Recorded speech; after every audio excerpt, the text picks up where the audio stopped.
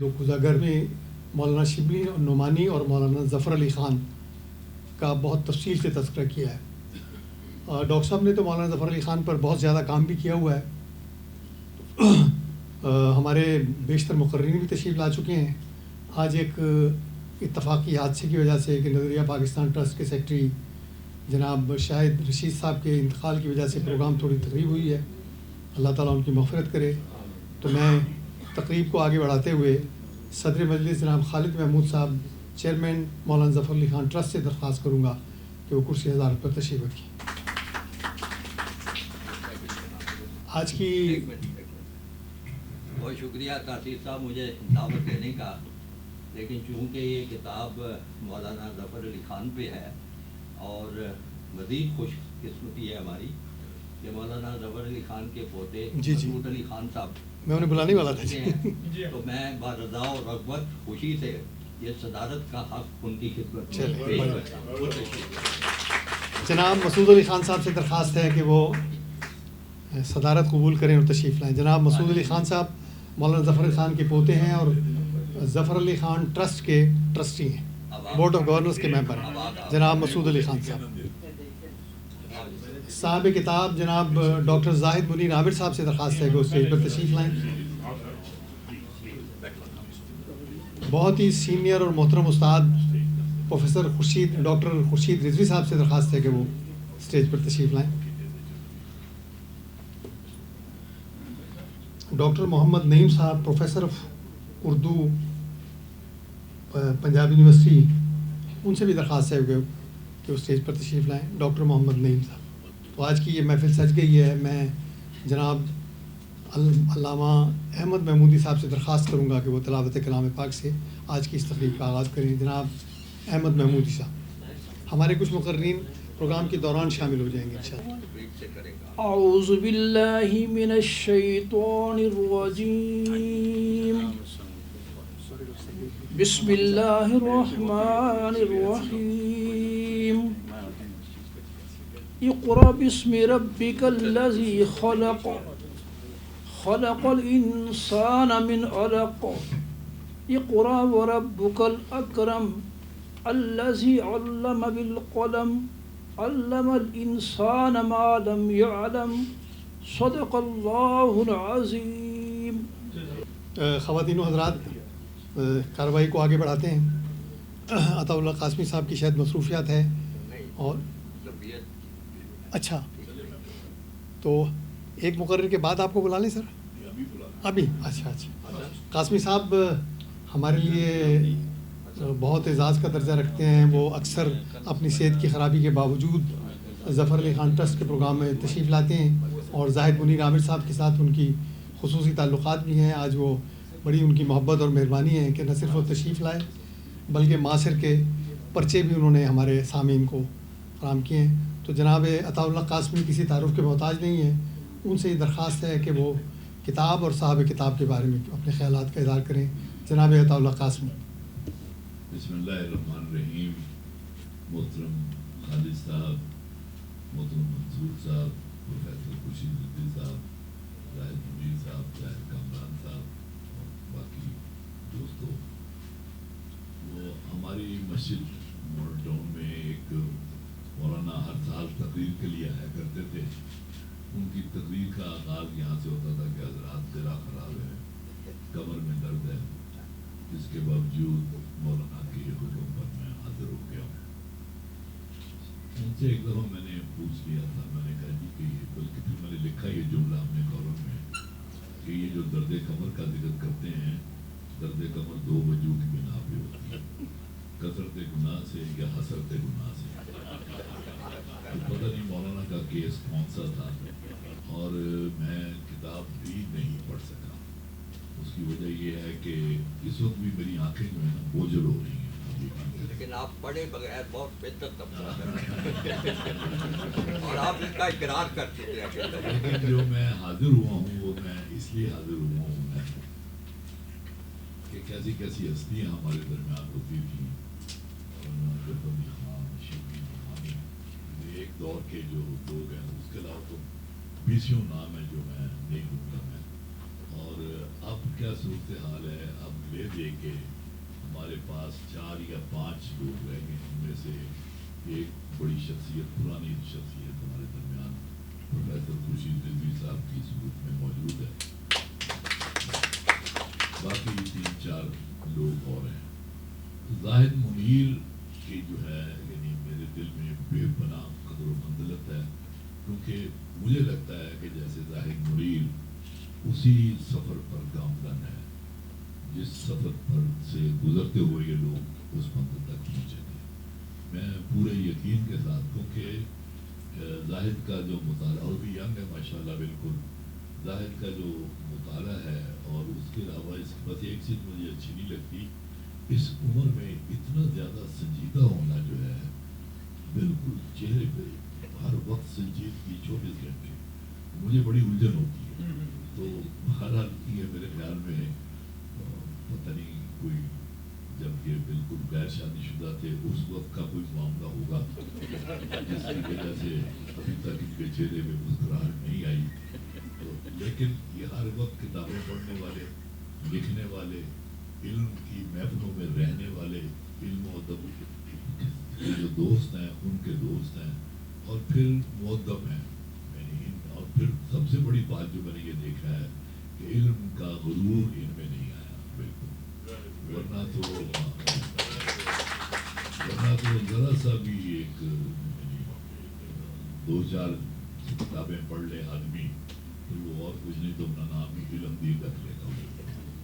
یہ انہوں نے کبھی اپنا علم شو نہیں ماری، کبھی اس کا موقع اظہار نہیں کیا، بلکہ ان کی گفتگو جو ہے، ان کی کتابیں جو ہیں، ان کی تحریریں جو ہیں، وہ انسان کا دل لبھاتے ہیں۔ خود ان کی شخصیت بہت دل ربا ہے میرے لیے، اور یہ کتاب جو اس وقت میرے ہاتھ میں ہے، یہ مجھے کل ملی تھی یہ کتاب، اگر کل میری طبیعت ٹھیک ہوتی، یہ تھی بھی مختصر ہوئی، میں بالکل پڑھ کے آ سکتا تھا، لیکن مجھے اس کتاب پر ایمان بالغیب ہے۔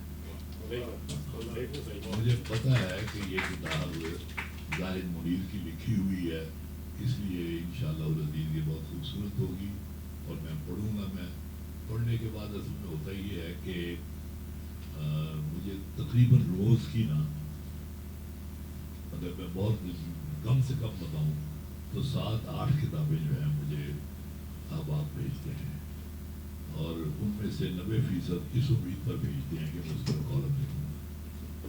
اچھا، میرا ان سب کتابوں پر کالم لکھنے کو جی چاہتا ہے، لیکن فقاہیہ کالم لکھنے کو وہ اس نوعیت کی ہوتی ہیں۔ بہت کم کتابیں ایسی ہوتی ہیں جو آپ کو لکھنے پر مجبور کرتی ہیں۔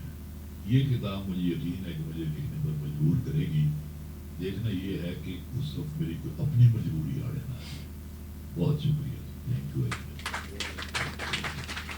جناب عطا اللہ قاسمی صاحب کے بعد میں ڈاکٹر محمد نعیم صاحب سے درخواست کروں گا کہ وہ تشریف لائیں اور کتاب پر اپنے خیالات کا اظہار کریں۔ ڈاکٹر محمد نعیم۔ بسم اللہ الرحمن الرحیم۔ میں مولانا ظفر علی خان ٹرسٹ کے منتظمین کا شکر گزار ہوں کہ انہوں نے اس کتاب پر گفتگو کے لیے مجھے دعوت دی۔ کسی سماج میں کسی شخص کے اثرات کس طرح ماپے جا سکتے ہیں، اس کے کئی طریقہ کار ہیں۔ اگر کوئی شخص ادبی حیثیت رکھتا ہے تو ادب میں اس کا مقام و مرتبہ دیکھا جاتا ہے، اور اس کے رنگ، اس کے انداز اور موضوعات جو بعد میں آنے والے اپناتے ہیں ان کے ذریعے سمجھا جا سکتا ہے۔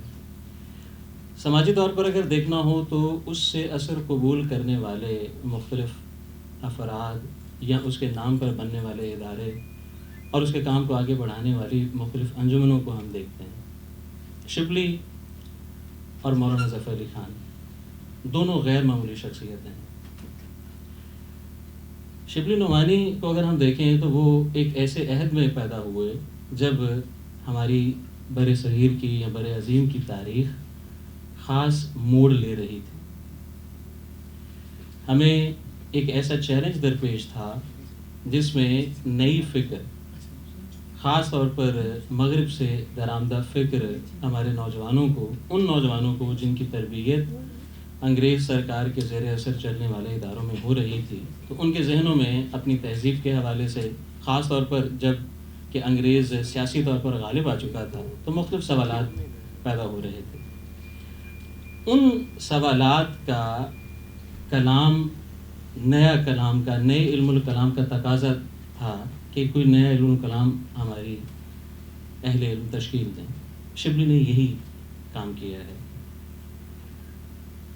اور نہ صرف یہ کہ کام کیا بلکہ ادارے بنائے اور اداروں کے اندر ایسے افراد پیدا کیے جو خود ادارہ ساز تھے۔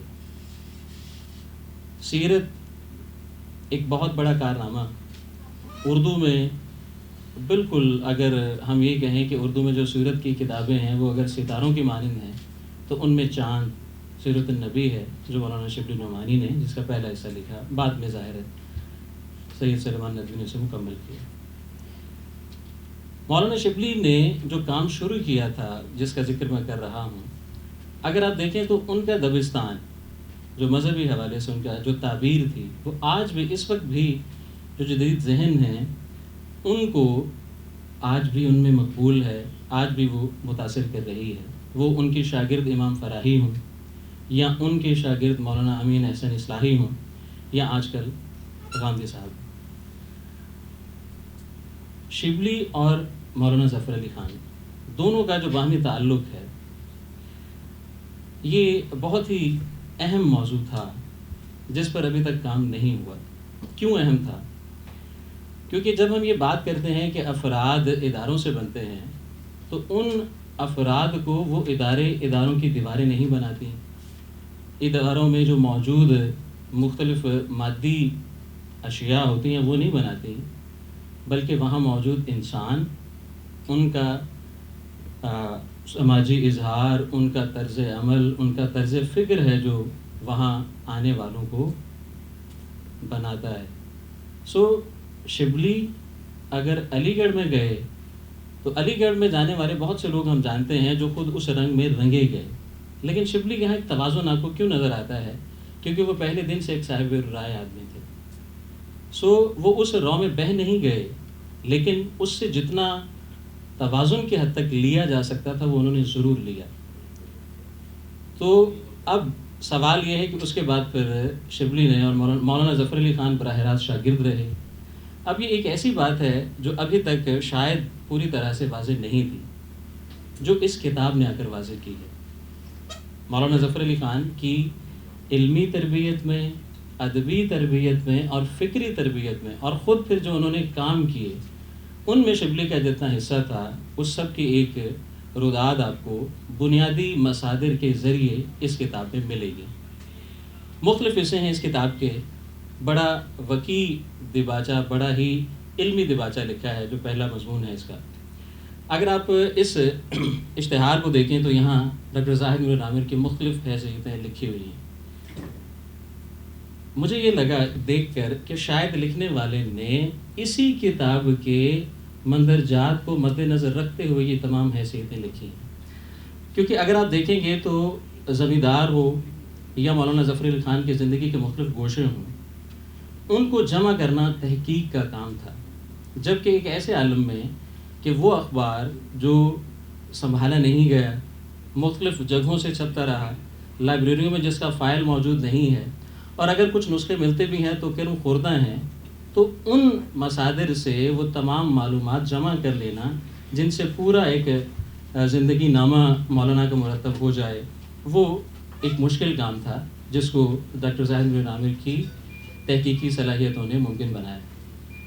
پھر وہ شاعر بھی ہیں، تو ایک شاعر کی نثر پڑھنا کتنا خوشگوار تجربہ ہوتا ہے، وہ اس تحریر کو آپ پڑھ کے اندازہ لگا سکتے ہیں۔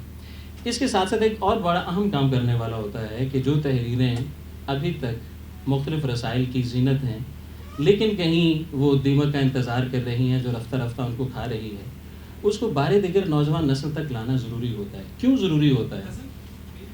اگر ہم غور کریں تو خود شبلی کے پاس جو روایت تھی، ان کے خطوط اگر ہم پڑھیں اور اس کتاب کا اگر مطالعہ کریں تو آپ کو اندازہ ہوگا کہ شبلی خود یہ چاہتے تھے کہ جو کام انہوں نے شروع کیے ہیں وہ فراہی صاحب آگے بڑھائیں.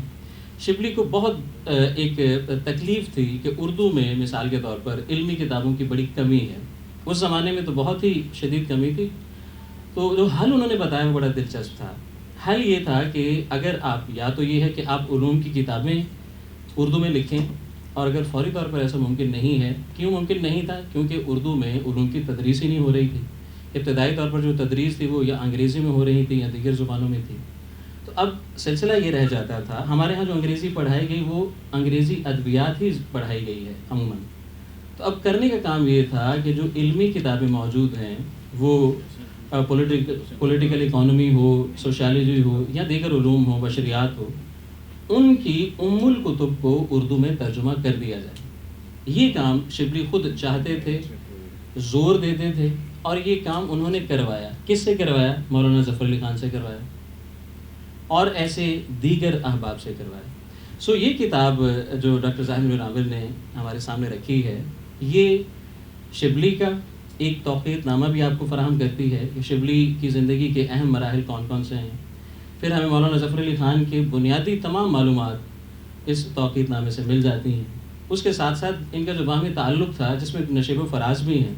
ایک اہم محقق کی، ایک فاضل محقق کی یہ ذمہ داری ہوتی ہے کہ وہ صرف اچھا نہ دکھائے، وہ حقائق دکھاتا ہے، وہ حقائق اچھے ہوں یا ہمارے ناپسندیدہ ہوں.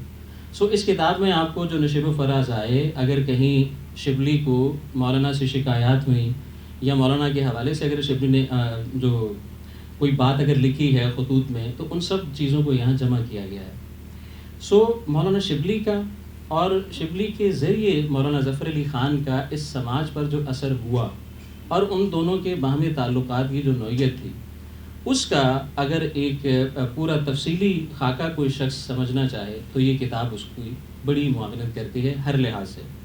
پھر اس میں ان تمام مصادر کی نشاندہی کی گئی ہے جو ان دونوں بزرگوں کی زندگی کے حوالے سے، ان کے کام کے حوالے سے، ان کے اثرات کے حوالے سے اہم ہیں. سو میں پروفیسر ڈاکٹر زاہد منیر عامر کو مبارکباد پیش کرتا ہوں کہ انہوں نے اتنا اہم اور اس قدر ایک آپ سمجھ لیں کہ چھپا ہوا جو سارا خزانہ تھا وہ اس کو لے آئے ہیں. آخر میں ایک عرض کرتا چلوں کہ اس کتاب کی ایک اور خوبی بھی ہے کہ مولانا شبلی کی وفات پر یا ان کے حوالے سے جو تحریریں زمیندار میں چھپیں ان سب کو بھی اس کتاب میں اکٹھا کر دیا گیا ہے. سو بنیادی مصادر جو مولانا شبلی کے حوالے سے ہیں، اگر کوئی شبلی پر کام کرنا چاہے تو وہ بھی اس کتاب سے استفادہ کر سکتا ہے. آپ سب کی سماعتوں کا بہت شکریہ. شکریہ جناب ڈاکٹر محمد نعیم صاحب. آپ نے جناب عطاء اللہ قاسمی سے صاحب کتاب اور ڈاکٹر نعیم سے کتاب کے بارے میں تفصیلی گفتگو سن لی. ہمیں امید ہے کہ آئندہ آنے والے مقررین بھی کتاب اور صاحب کتاب کے بارے میں زیادہ گفتگو کر سکیں گے.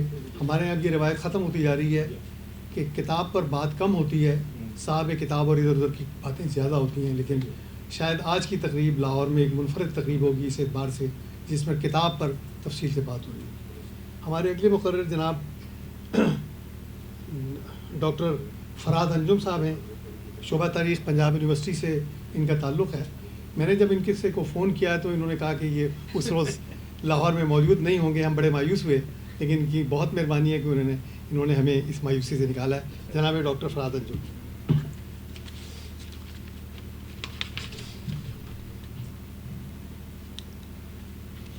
بسم اللہ الرحمن الرحیم. میں مولانا ظفر علی خان کی مجلس انتظامیہ ٹرسٹ کی مجلس انتظامیہ کا بہت شکر گزار ہوں کہ جنہوں نے مجھے اپنے خیالات کے اظہار کا موقع دیا. اگرچہ اتنے صاحبانی علم بالخصوص ڈاکٹر خورشید رضوی کے سامنے بات کرنا ایسا ہی ہے جیسے سورج کو چراغ دکھانا، لیکن زاہد منیر عامر صاحب کے اصرار پر کچھ کہنے کی جرات کر رہا ہوں. میری دلچسپی کا میدان علم تاریخ ہے، اور میں نے یہ بات سیکھی ہے کہ تاریخ میں نہ کوئی ہیرو ہے اور نہ ویلن. سب انسانی کردار ہوتے ہیں جو ماضی میں اپنا اپنا رول ادا کر کے اس دنیا سے چلے جاتے ہیں.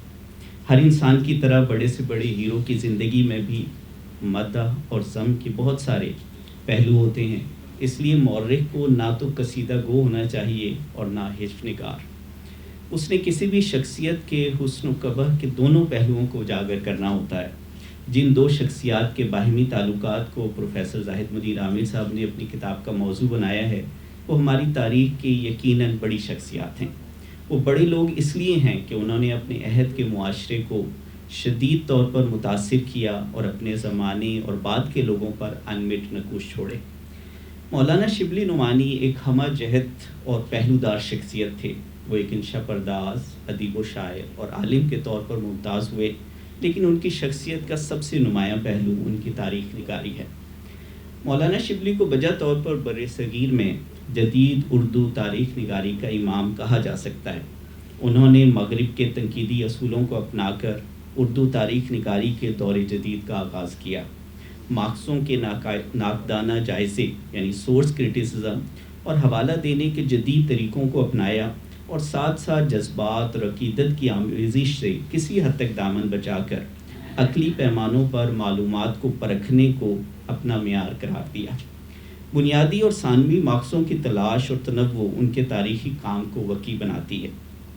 جس طرح اس کتاب میں لکھا ہوا ہے کہ انہوں نے مخطوطات اور کتب کی تلاش میں روم و شام و مصر کا سفر کیا۔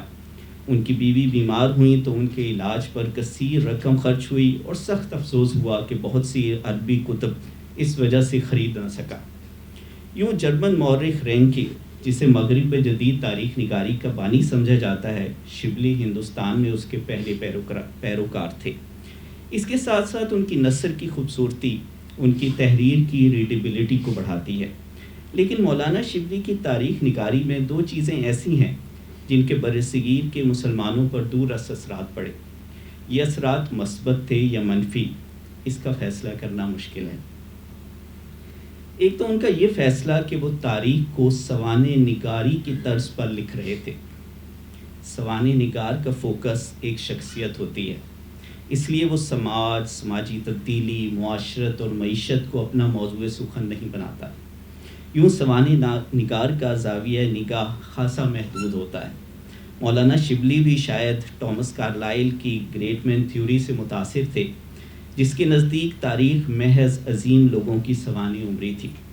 یہی وجہ ہے کہ وہ اپنے ممدوح کو ایک ہیرو کی شکل میں پیش کرتے ہیں، ایک ایسا ہیرو جو اپنے کردار کی بلندی اور اپنے کام کی وجہ سے تاریخ میں بڑی تبدیلی لانے کا موجب بنا۔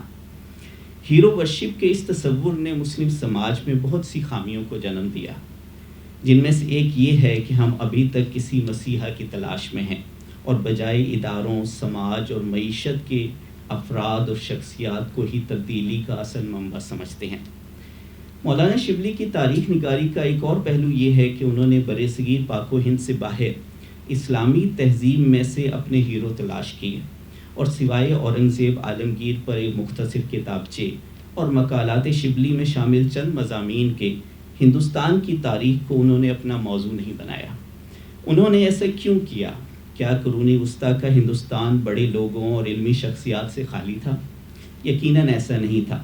دراصل یہ ایک شعوری کوشش تھی کہ مسلمانان ہند کو گنگا جمنی تہذیب کا اسیر بنانے کی بجائے وسطی ایشیا، ایران، مشرق وسطیٰ اور ترکی کے مسلمانوں کے ساتھ وابستہ کیا جائے، اور یوں مسلم قومیت کے جداگانہ احساس کو پیدا کرنے میں شبلی نعمانی کا کردار بہت نمایاں ہے۔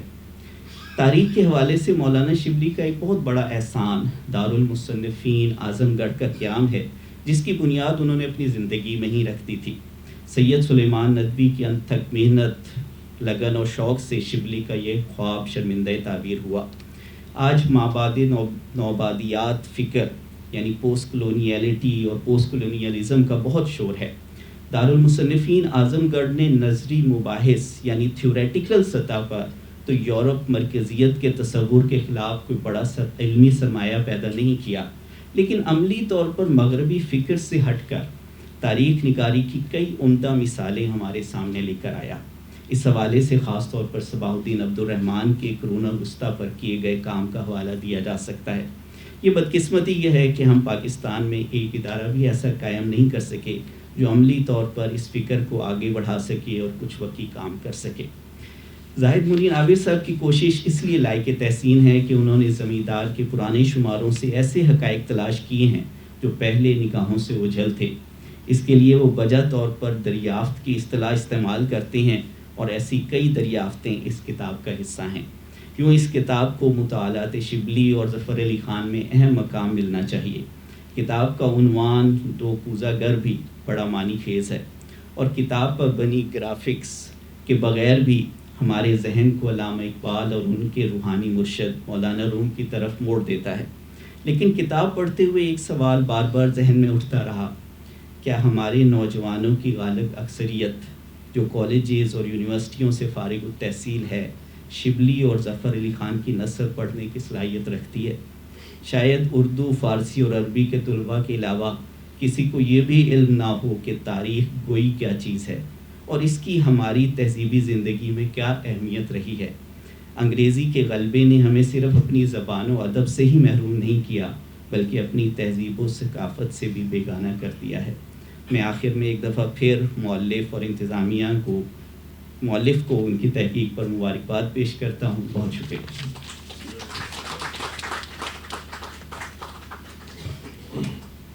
بہت بہت شکریہ ڈاکٹر فراز انجم صاحب، جو کتاب کے ساتھ ساتھ دارالمصنفین کا بھی ہم سب کو وزٹ کرا رہے تھے۔ میں ملتمس ہوں جناب ڈاکٹر طاہر کامران سے کہ وہ تشریف لائیں اور کتاب کے بارے میں اپنے خیالات کا اظہار کریں۔ جناب ڈاکٹر طاہر کامران۔ بہت بہت شکریہ زاہد صاحب، بہت ہی شکریہ۔ مجھے پتہ چلا کہ آپ کے اصرار پہ مجھے یہاں بلایا گیا، تو اس کے لیے میں بہت ہی شکر گزار ہوں۔ جو کچھ میں کہنا چاہتا تھا وہ آلموسٹ میرے پیش رو مقررین نے کہہ دیا ہے۔ اب کیا کہنا ہے یہ ایک بہت بڑا سوال ہے۔ بہرحال کوشش کروں گا کہ جو کچھ میں سمجھا ہوں، اور ان کی کتاب دو کوزہ گر جو جب ملی تو 2 ہی دنوں میں وہ میں نے پڑھ لی تھی، اور ارادہ تھا کہ اس کے اوپر بھی ایک مضمون لکھا جائے، لیکن دیگر مصروفیات کی وجہ سے وہ ابھی تک زیر التوا ہے۔ کچھ چیزیں یہ فراز صاحب ابھی کچھ کہہ گئے ہیں، اور ان سے پہلے نعیم صاحب نے بہت ہی سیر حاصل گفتگو کی ہے۔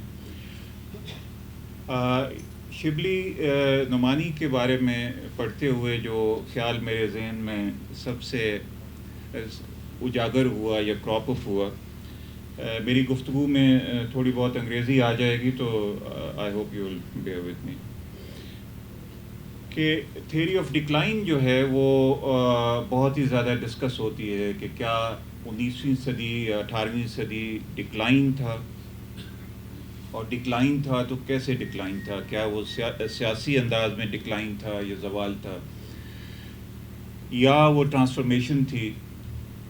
ٹرانسفارمیشن اور زوال میں، تبدیلی اور زوال میں کیا فرق ہوتا ہے؟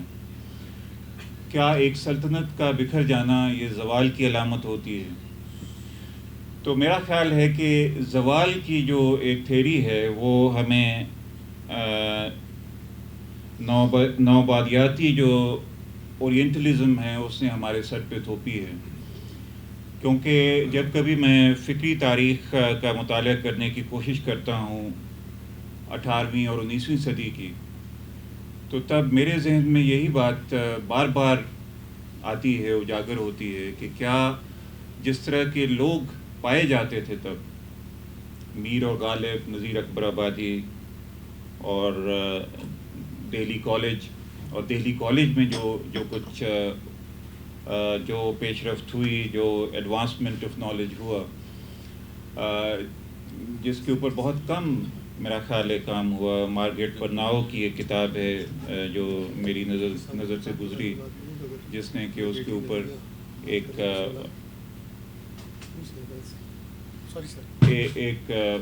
سیر حاصل گفتگو کی ہے۔ اس دور میں کیا ہم یہ کہہ سکتے ہیں کہ ہم زوال پذیر تھے؟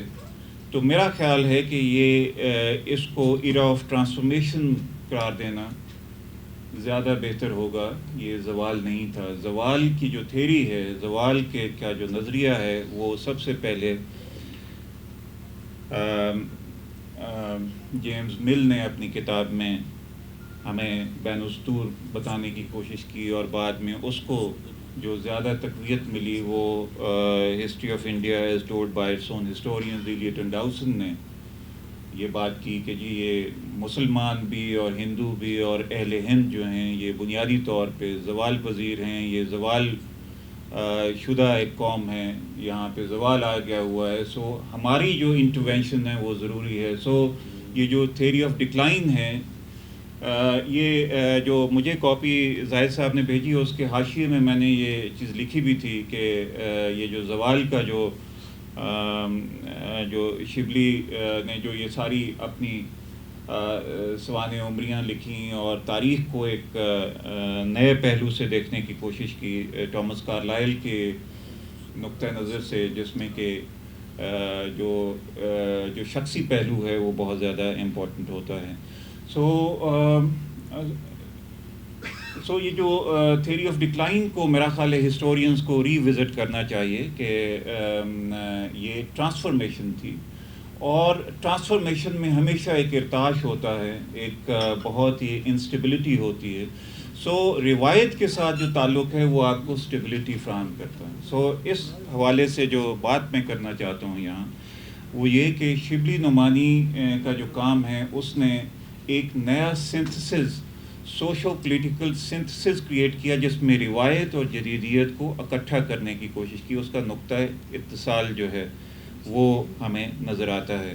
سو ایک نیا سوشو پولیٹیکل سنتھسس جن لوگوں نے یہاں پہ بنایا وہ اس میں سر سید کا اپنا ایک کام ہے، ان کا جو سنتھسس ہے وہ ڈفرینٹ نوعیت کا تھا. اس میں جدیدیت کا جو پہلو ہے وہ ذرا زیادہ نمایاں تھا، لیکن شبلی نعمانی نے ایک بیلنس، ایک ایکولیبریم وہاں پہ اسٹرائک کرنے کی کوشش کی.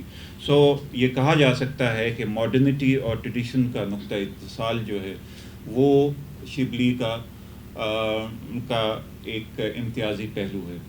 دوسرا یہ ہے کہ یہ وہ وقت ہے جب ٹریڈیشن اور ماڈرنٹی کے درمیان ایک رسہ کشی جاری تھی، کہ جدیدیت اور روایت کے درمیان ایک جو ہے ایک رسہ کشی جاری تھی. یہ مجھے بتا دیجیے گا جب میں نے ختم کرنا ہو، کیونکہ چند حاضرین سو رہے ہیں، سو میں بہت معذرت ان کے.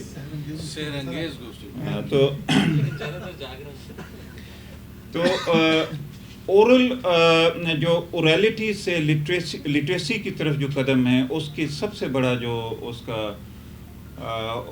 اس کی نشانی ہوتی ہے وہ یہ کہ آپ ٹیکسٹ کی طرف آتے ہیں. آپ کا جو کنسنٹریشن ہے وہ ٹیکسٹ کی پرائمیسی کی طرف یا سیمنالٹی کی طرف ہوتا ہے. Transition from orality to the text. اس میں جو رول ہے ان دونوں مشاہیر کا، شبلی نعمانی کا بھی اور ظفر علی خان کا بھی، یہ مجھے بہت ہی اہم نظر آیا کہ اردو میں جو نثر نگاری ہے اس میں میرے سے زیادہ بہتر یہاں پہ بیٹھے لوگ جانتے ہیں کہ ڈپٹی نذیر احمد ہیں، پھر شبلی نعمانی ہیں، پھر مولوی ذکاء اللہ جو ہم ہسٹورینز ہیں ان کے لیے وہ ایک بہت ہی معتبر شخصیت ہیں. اسی طرح سے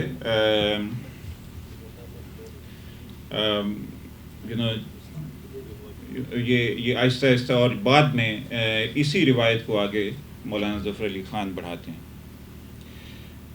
اب یہ بات کہ سوانح عمری انہوں نے لکھی اور اس میں ہیرو ورشپ کا ذکر آیا.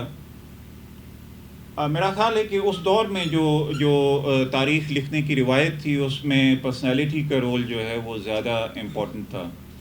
اس وقت تک جو ہے یہ آہستہ آہستہ یہ تحریک جو ہے وہ آگے کی طرف بڑھ رہی تھی کہ جس میں کہ شخصیت کے بجائے تاریخی قوتوں کو یا تاریخی ہسٹوریکل فورسز کو آپ اپنا مرکز نگاہ بنائیں. سو اس وجہ سے یہ کہنا کہ جی وہ انہوں نے ہیرو ورشپ کو زیادہ اس کے اوپر زیادہ فوکس کیا یا اسے زیادہ فور گراؤنڈ کیا، میں سمجھتا ہوں کہ ان کے ساتھ یہ انصاف نہیں ہوگا. ٹامس کارلائل کا اثر بہرحال اس عہد کے سارے لکھنے والوں، سارے مورخین اور سارے مشاہیر کے اوپر تھا، اس میں کوئی شک نہیں ہے. لیکن یہ جو اور یہ بھی بات کہ جی انہوں نے ہندوستان سے باہر کے لوگوں کو موضوع سخن یا موضوع تحریر کیوں بنایا، تو میں سمجھتا ہوں کہ جو شبلی کا بنیادی جو ایک فکری ڈھانچہ یا فریم ورک جس میں کہ وہ آپریٹ کر رہے ہیں، اس میں ایک چیز بہت ہی امپورٹنٹ ہے کہ یہ وہ دور تھا جب پین اسلامزم کی جو موومنٹ ہے وہ اپنے عروج پہ تھی. سو ایک نیا سنتھسس جو ہے وہ شبلی نعمانی نے تشکیل دینے کی کوشش کی، جس میں کہ پین اسلامزم اور آپ کی قومی دھارا جو ہے اس کو ایک نیا نقطہ اتصال جو ہے فراہم کیا جائے. اور میں سمجھتا ہوں کہ یہ جو جب ٹرانسفارمیشن کا جو ایرا ہوتا ہے، اس میں اس طرح کا سنتھسس بہت ہی امپورٹنٹ ہوتا ہے. یہ ہمیشہ بڑے لوگ ہی کرتے ہیں، اور اس کے لیے جو یہ خلاق عقلیت جو آرنلڈ ٹوائنبی کی اصطلاح ہے، خلاق عقلیت جو ہے اس کے لیے وہ ریکوائرڈ ہوتی ہے اس کے لیے. اور Shibli was of course one of them. جہاں تک مولانا ظفر علی خان کا تعلق ہے،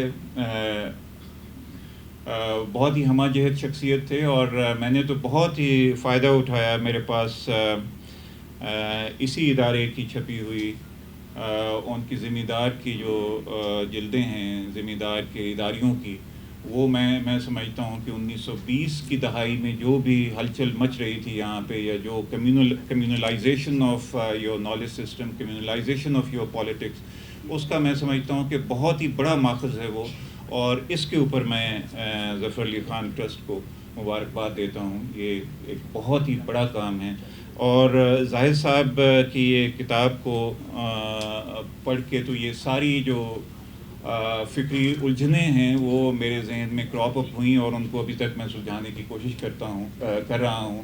سو ان سوالات کا ذہن میں ابھرنا میں سمجھتا ہوں کہ یہ بہت بڑی کامیابی ہے مصنف کے لیے، اور مصنف جو ہے وہ مبارکباد کا مستحق ہے. بہت شکریہ. بہت شکریہ ڈاکٹر طاہر کامران صاحب. علامہ عبدالستار عاصم صاحب مجھے نظر آئے تھے، موجود ہیں. یہ اس کتاب کے پبلشر ہیں. میری ان سے درخواست ہے کہ وہ تشریف لائیں اور کتاب اور صاحب کتاب اور اس کی جو پبلشنگ کا مرحلہ تھا اس کے بارے میں کو مختصر بات کریں. جناب علامہ عبدالستار عاصم. جی بسم اللہ الرحمن الرحیم. ضرور. سب سے پہلے میں محترم مقدم جناب خالد محمود صاحب کا دل کی اتھاہ گہرائیوں سے شکر ادا کرتا ہوں کہ انہوں نے محترم مکرم جناب ڈاکٹر زاہد احمد صاحب کی کتاب کی تقریبی رونمائی شیخو پورہ کے بعد لاہور میں یہ سرپرستی کی. میں سمجھتا ہوں یہ ہمارے لیے بہت بڑی سعادت کی بات ہے. اساتذہ کرام کے درمیان میں بات کرنا سورج کو چراغ دکھانے کے مترادف ہے. یہ واقعی بات ٹھیک ہے کہ ڈاکٹر صفدر محمود صاحب، ڈاکٹر عبدالقدیر خان صاحب اور اس عہد کے بڑے لوگ ڈاکٹر خورشید رضوی صاحب کا اتنا ذکر کرتے تھے کہ میری خواہش تھی کہ میں ان کی زیارت کروں. تو میں آج ان کے سامنے صرف سلام پیش کر رہا ہوں. دو کوزہ گھر میں کیا چیز ہے، ساری داستان جو ہے وہ مجھ سے ڈاکٹر کامران صاحب اور دیگر لوگ بیان کر چکے ہیں. اس میں صرف ایک جملہ آپ سے کہنا چاہتا ہوں کہ آپ جس شعبے میں ہیں ان بڑی شخصیات کی بایوگرافی کا مطالعہ کریں اور اپنی عملی زندگی پر اس کا نافذ بھی کریں، جس میں انسان کو معاشرے میں نظر بھی آنا چاہیے. اور ڈاکٹر زاہد منیر عامر صاحب نے اس جملہ لکھا ہے کہ بڑی بڑی کتابوں لکھنے کی بجائے چھوٹے چھوٹے پمفلٹ میں ہمارے اکابرین کی جو کارنامے ہیں ان کو پبلک کے لیے، اساتذہ اکرام کے لیے، طلباء طالبات کے لیے زیادہ سے زیادہ پھیلنے چاہیے. ایک سوال جو ہر دوسرا بندہ مجھ سے پوچھتا ہے، کیا کتابیں آج پڑھی جاتی ہیں؟ میں نے انہیں کہا کہ ہر اچھی کتاب پڑھی جاتی ہے، اور جس طرح دریا اپنا رستہ خود بنا لیتا ہے، اچھی کتاب آج بھی لوگ خریدتے ہیں، پڑھتے ہیں. البتہ ان کے زاویے تھوڑے سے چینج ہوئے ہیں. اگر ہم جتنے آتھر پاکستان میں رپیٹ کرتے جائیں وہی چیز، میرے نام وہی آپ کے نام وہی آپ کے نام، تو قاری کیا پڑھے گا؟ ڈاکٹر اے آر خالد صاحب نے ایک جملہ فرمایا تھا کہ پاکستان میں جب کوئی کتاب چھپتی ہے تھوڑا سا آتھر کو فائدہ ہو جاتا ہے اور تھوڑا سا ناشر کو، لیکن قاری کو کیا ملتا ہے؟ لیکن میں پورے وثوق سے کہتا ہوں کہ اس کتاب کو چھپنے کے بعد ہمارا ادارہ بھی ہر حوالے سے باوقار ہوا ہے، ہمارے بجٹ میں بھی اضافہ ہوا ہے، اور یہ کتاب آخری مراحل میں ہے. اس کی 100-150 کاپی وہ ہے جو چند مہینوں میں نکل گئی. ہم دوسرے ایڈیشن کی تیاری کر رہے ہیں. اور بلکہ ایک اور جو اس ادارے کے لیے اور ہمارے لیے بھی اعزاز کا باعث ہے کہ ڈاکٹر صاحب نے ایک بہت بڑا کام کیا ہے. مولانا ظفر علی صاحب کا انسائکلوپیڈیا سے بھی بڑا کام کیا ہے. 1000 صفحات کی جو کتاب ہے وہ انشاءاللہ رمضان کے بعد ہم لائیں گے. اور آخر میں ایک صرف میری چھوٹی سی ریکویسٹ ہے کہ کتاب آپ خرید کے پڑھیں. دوستوں کو کیک دینے کی بجائے، مٹھائیاں دینے کی بجائے اچھی کتاب ہر مہینے میں ایک خریدیں جو بھی آپ کو پسند ہے. اور ڈاکٹر صاحب کی جو ساری کتابیں ہیں، اب تک 7 یا 8 کتابیں ہم شائع کر چکے ہیں، اور ہم نے عہد کیا تھا ڈاکٹر صاحب کی ساری کتابیں ہم اپنے ادارے سے شائع کریں گے. بلکہ مولانا ظفر علی صاحب کے حوالے سے بھی کوئی ایسی کتاب جو قارئین کے لیے یا اساتذہ کرام کے لیے چھاپنے کی سعادت ہو تو وہ بھی انشاءاللہ چھاپیں گے. بہت شکریہ. جزاک اللہ صاحب. بے حد شکریہ جناب علامہ عبدالستار عاصم صاحب. عبدالستار عاصم صاحب کی خوبی یہ ہے کہ انہوں نے ایک بار کتاب کو پھر زندہ کر دیا ہے. شاید سینکڑوں، ہزاروں نہیں تو سینکڑوں کی تعداد میں انہوں نے کتاب شائع کی ہیں، اور ایسی ایسی نایاب کتابیں شائع کی ہیں کہ واقعی ان کے ہاتھ چومنے کو دل چاہتا ہے. آج کے پروگرام میں کچھ ہمارا جو معمول کی ہفتہ وار نشست ہوتی ہے اس میں کچھ تھوڑی سی اکھاڑ پچھاڑ ہو گئی ہے، اور اس کی وجہ ہمارے چیئرمین جناب خالد محمود صاحب ہی ہیں کہ انہوں نے آج اپنی صدارت جناب مسعود علی خان کے حوالے کی ہے. تو میں جناب خالد محمود صاحب سے درخواست کروں گا کہ وہ تشریف لائیں اور اپنے خیالات کا اظہار کریں.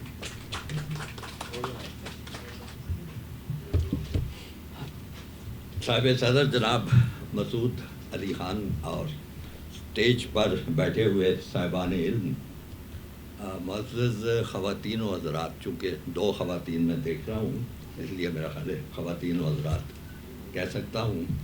السلام علیکم.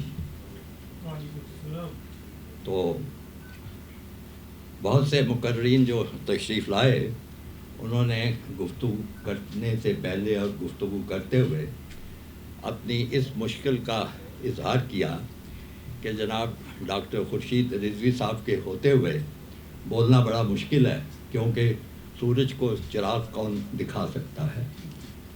تو میں عرض کرنا چاہتا ہوں کہ میرے لیے یہ کوئی مشکل نہیں ہے، کیونکہ بچپن میں ہی بزرگوں نے ہمیں سکھایا تھا کہ جب سورج پوری آب و تاب سے چمک رہا ہو تو اس کی طرف مت دیکھو اور آرام سے جو کرتا ہے کرتے چلے جاؤ.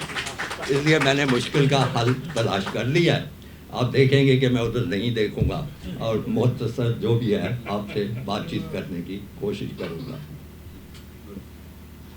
یہ بہت خوبصورت کتاب ہے، بڑی اچھی کتاب ہے. دراصل مسئلہ میرا بھی یہی ہے جو ابھی عطاء الحق قاسمی صاحب کہہ کے گئے تھے کہ کتاب نہ پڑھی ہو تو وہ بہتر تبصرہ کر سکتے ہیں. اس لیے میں نے کوشش ہی نہیں کی اس کتاب کو پڑھنے کی.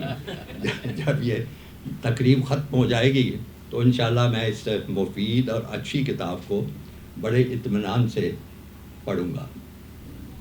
عرض یہ کرنا چاہتا ہوں کہ شبلی نعمانی اور مولانا ظفر علی خان کا تعلق کی جو تفصیلات اس کتاب میں بیان ہوئی ہیں وہ میرا خیال ہے ہر اس شخص کے لیے جس کو اس دور سے کچھ بھی دلچسپی ہے وہ اس کو بہت ہی مفید پائے گا جب پڑھے گا. تو خاص طور پہ مجھے یہ جان کر اور پڑھ کر کچھ بہت اچھا یہ لگا رشتہ مولانا ظفر علی خان بطور شاگرد اور شبلی نعمانی بطور استاد کے.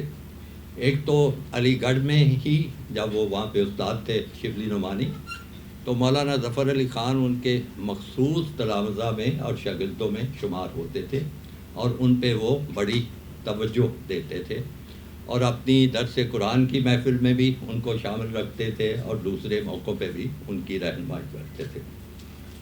بلکہ میں سمجھتا ہوں کہ مولانا کی سوچوں کو اور صلاحیتوں کو قومی دھارے میں ڈالنے کا کام اور اس طرف رخ دینے کا کام جو تھا، اور بہت بڑا یہ میں سمجھتا ہوں کام تھا جو کہ شبلی نعمانی نے انجام دیا۔ یہ بھی پتہ چلتا ہے تھوڑا بہت سرسری مطالعہ کر کے اس کتاب کا کہ مولانا شروع میں جیسے نوجوانوں کی ہوتی ہے، عادت بھی ہوتی ہے، فطرت بھی ہوتی ہے، سوچ بھی ہوتی ہے، کہ مولانا جو تھے وہ عمومی قسم کی یا رواجی قسم کی یا روایتی قسم کی عشقیہ شاعری کی طرف بھی مائل ہو رہے تھے، اور انہوں نے جو ابتدائی کچھ غزلیں وغیرہ کہیں ان میں یہی سوچ اور یہی جذبہ جو تھا وہ نظر آتا تھا۔ جب شبلی نعمانی کی نظر سے وہ ان کا کلام گزرا اور وہ غزلیں ان کی نظر سے گزریں تو انہوں نے اچھی خاصی سرزنش کی اس معاملے میں مولانا کی، اور کہا کہ اگر تم یہی شاعری کرنا چاہتے ہو تو پھر میرا تمہارا کوئی واسطہ نہیں ہوگا، اور انہوں نے ان کو پھر قومی شاعری اور قومی خدمات اور قومی جذبے کی طرف راغب کیا۔ اگر وہ اس وقت یہ سختی نہ کرتے تو عین ممکن تھا کہ مولانا ظفر علی خان ایک روایتی قسم کے شاعر ہوتے، اچھے شاعر ہوتے، اچھی شاعری بھی کرتے، لیکن جو کچھ انہوں نے قوم کے درد میں محسوس کیا اور کہا وہ شاندار چیزیں جو تھیں نہ آ سکتی ان کے کلام میں، اور نہ ان کی جو جد و جہد اور محنت تھی نہ اس میں وہ چیزیں جو تھیں وہ مل سکتی تھیں۔ پھر ایک بہت بڑی بات کی انہوں نے شبلی نعمانی نے کہ مولانا ظفر علی خان کے مزاج میں کچھ بغاوت کا عنصر جو تھا وہ کافی زیادہ تھا، اور سرکاری ملازمت کے وہ حق میں نہیں تھے۔ انہوں نے اپنے والد کا زمانہ بھی دیکھا تھا، ان کی سرکاری ملازمت کا زمانہ بھی دیکھا تھا، اور اس سلسلے میں وہ مشہور واقعہ جو بھی مولانا ظفر علی خان کی زندگی سے دلچسپی رکھتے ہیں ان کی نظر سے گزرا ہوا کہ وہ سری نگر میں ان کے والد کی تعیناتی تھی، اور مولانا ظفر علی خان بطور طالب علم وہاں پہ اپنے والد کے ساتھ تھے، اور وہ غالباً ڈاک بنگلے کی وہ اس کی ڈاک خانے کی ملازمت کرتے تھے، اور وہ ایک دور ان کے دفتر سے ذرا فاصلے پہ کسی درخت کے نیچے بیٹھے کچھ مطالعہ کر رہے تھے۔ طالب علم ہوں گے، ان کی عمر کا کوئی صحیح اندازہ نہیں ہوتا، 14-15 سال شاید عمر ہوگی۔ تو ایک انگریز افسر آیا، وہ گھوڑے پہ آیا اور وہ گھوڑا باندھنا چاہتا تھا، اس نے نظر دوڑائی، کوئی اس کو اور قریب نظر نہ آیا، تو اس نے آواز دی، او لڑکے ادھر آؤ، میرا گھوڑا پکڑو، اس کو باندھو۔ تو مولانا کا جواب یہ تھا، بڑا شاندار جواب، یہ تصور کریں آج کل کا زمانہ نہیں ہے، انگریز کی حکومت تھی، ہم غلام تھے۔ تو مولانا ظفر علی خان کا جواب بڑا شاندار تھا، انہوں نے کہا میں کوئی تمہارا ملازم نہیں ہوں کہ تمہارا گھوڑا باندھو، تم خود جو کرنا ہے وہ کر دو۔ تو اس جواب سن کے وہ ظاہر ہے بڑا تلملایا، اندر گیا، ان کے والد سے ملا، شکایت کی، باضابطہ شکایت کی، اور اس کے بعد کچھ کارروائی وغیرہ ہوتی رہی۔ تو اس مزاج کا شخص جو تھا، اگر کسی بظاہر مجبوری تو ہے، آپ نے کسی نہ کسی طرح روٹی بھی کمانی ہے، تو اگر وہ سرکاری ملازمت میں چلے جاتے تو یقینی طور پہ اس طرح دلیری سے، جرت سے، بہادری سے جو کچھ انہوں نے معاملات کیے وہ میرا خیال کرنا بڑا مشکل ہو جاتا۔ اور مولانا شبلی نعمانی کا بہت بڑا احسان ہے امت مسلمہ پر، برِ صغیر کے مسلمانوں پر، کہ انہوں نے مولانا کو اس تردد اور اس مصیبت اور اس جنجال میں پھنسنے نہیں دیا۔ انہوں نے اس کے لیے موقع یہ نکالا، چونکہ ان کے ظاہر ایک نام تھا، ان کے تعلقات تھے، وہ غالباً اس سے پہلے خود ہی دکن پہنچ چکے تھے۔ انہوں نے نواب محسن الملک سے سفارش کر کے، چونکہ ان کو اپنے ایک معاون کی، پرائیویٹ سیکریٹری کی ضرورت تھی اپنی انگریزی چیزیں کرنے کے لیے، تو انہوں نے مولانا ظفر علی خان کو وہاں پہ ان کی ملازمت کا بندوبست کیا، اور اس طرح وہ سرکاری ملازمت کے چکر میں سے نکل آئے، اور وہاں انہوں نے پھر شاندار، یہ دوسرا میں سمجھتا ہوں بہت بڑا احسان تھا جو شبلی نعمانی نے مولانا ظفر علی خان پر کیا اور قوم پر کیا، صرف ان پر نہیں ہے۔ اس زمانے میں پھر مولانا کے جو تخلیقی جوہر تھے وہ کھل کر سامنے آنے لگے۔ اسی زمانے میں انہوں نے دکن ریویو کا رسالہ نکالا، جناب شامی صاحب تشریف لائیے.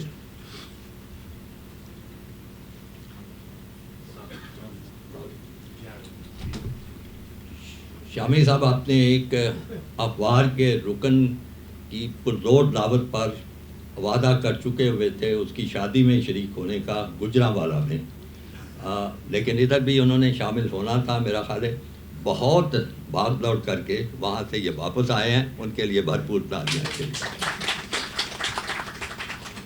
تو اس زمانے میں مولانا نے بہت سی انگریزی کتابیں جو تھیں ان کا ترجمہ کرنا شروع کیا. بڑی طویل فہرست ہے، لیکن اس میں سب سے زیادہ اہم اور مشہور کتاب جو تھی ولیم ڈریفرڈ کی مارکہ مذہب و سائنس کے نام سے انہوں نے اس کا ترجمہ کیا، جو کہ اب بھی بڑی ایک مقبول کتاب ہے، بڑی مفید کتاب ہے، اور اس کا ہر طریقے سے ہم فائدہ اٹھاتے ہیں. پھر اسی زمانے میں ایک بہت بڑا اور کام کیا، یعنی آپ استاد اور شاگرد کے رشتے کی بات کر رہا ہوں. آپ کو پتہ ہے کہ شبلی نعمانی نے بہت ایک مارکۃ الآراء ایک کتاب لکھی تھی، اس کا نام تھا موازنہ انیس و دبیر. انہوں نے دونوں کی جو مرثیہ گوئی تھا اس کا موازنہ کیا تھا، اور ظاہر ہے انہوں نے اپنی رائے دی تھی، اور بڑی عالمانہ رائے ہے، بڑی فاضلانہ کتاب ہے وہ. تو کئی لوگ ایسے تھے جو زیادہ قائل تھے دبیر کے، کوئی ایسے لوگ تھے جو انیس کے قائل تھے. تو اس پہ پھر بڑی سخت قسم کا تبصرے ہوئے، نکتہ چینی بھی ہوئی، شبلی نعمانی کی ذات پہ بھی انگلی اٹھائی گئی. اور ایک کسی صاحب نے سے رد الموازنہ کے نام سے ایک کتاب لکھ ماری جس میں بہت زیادہ برا بلا کہا گیا.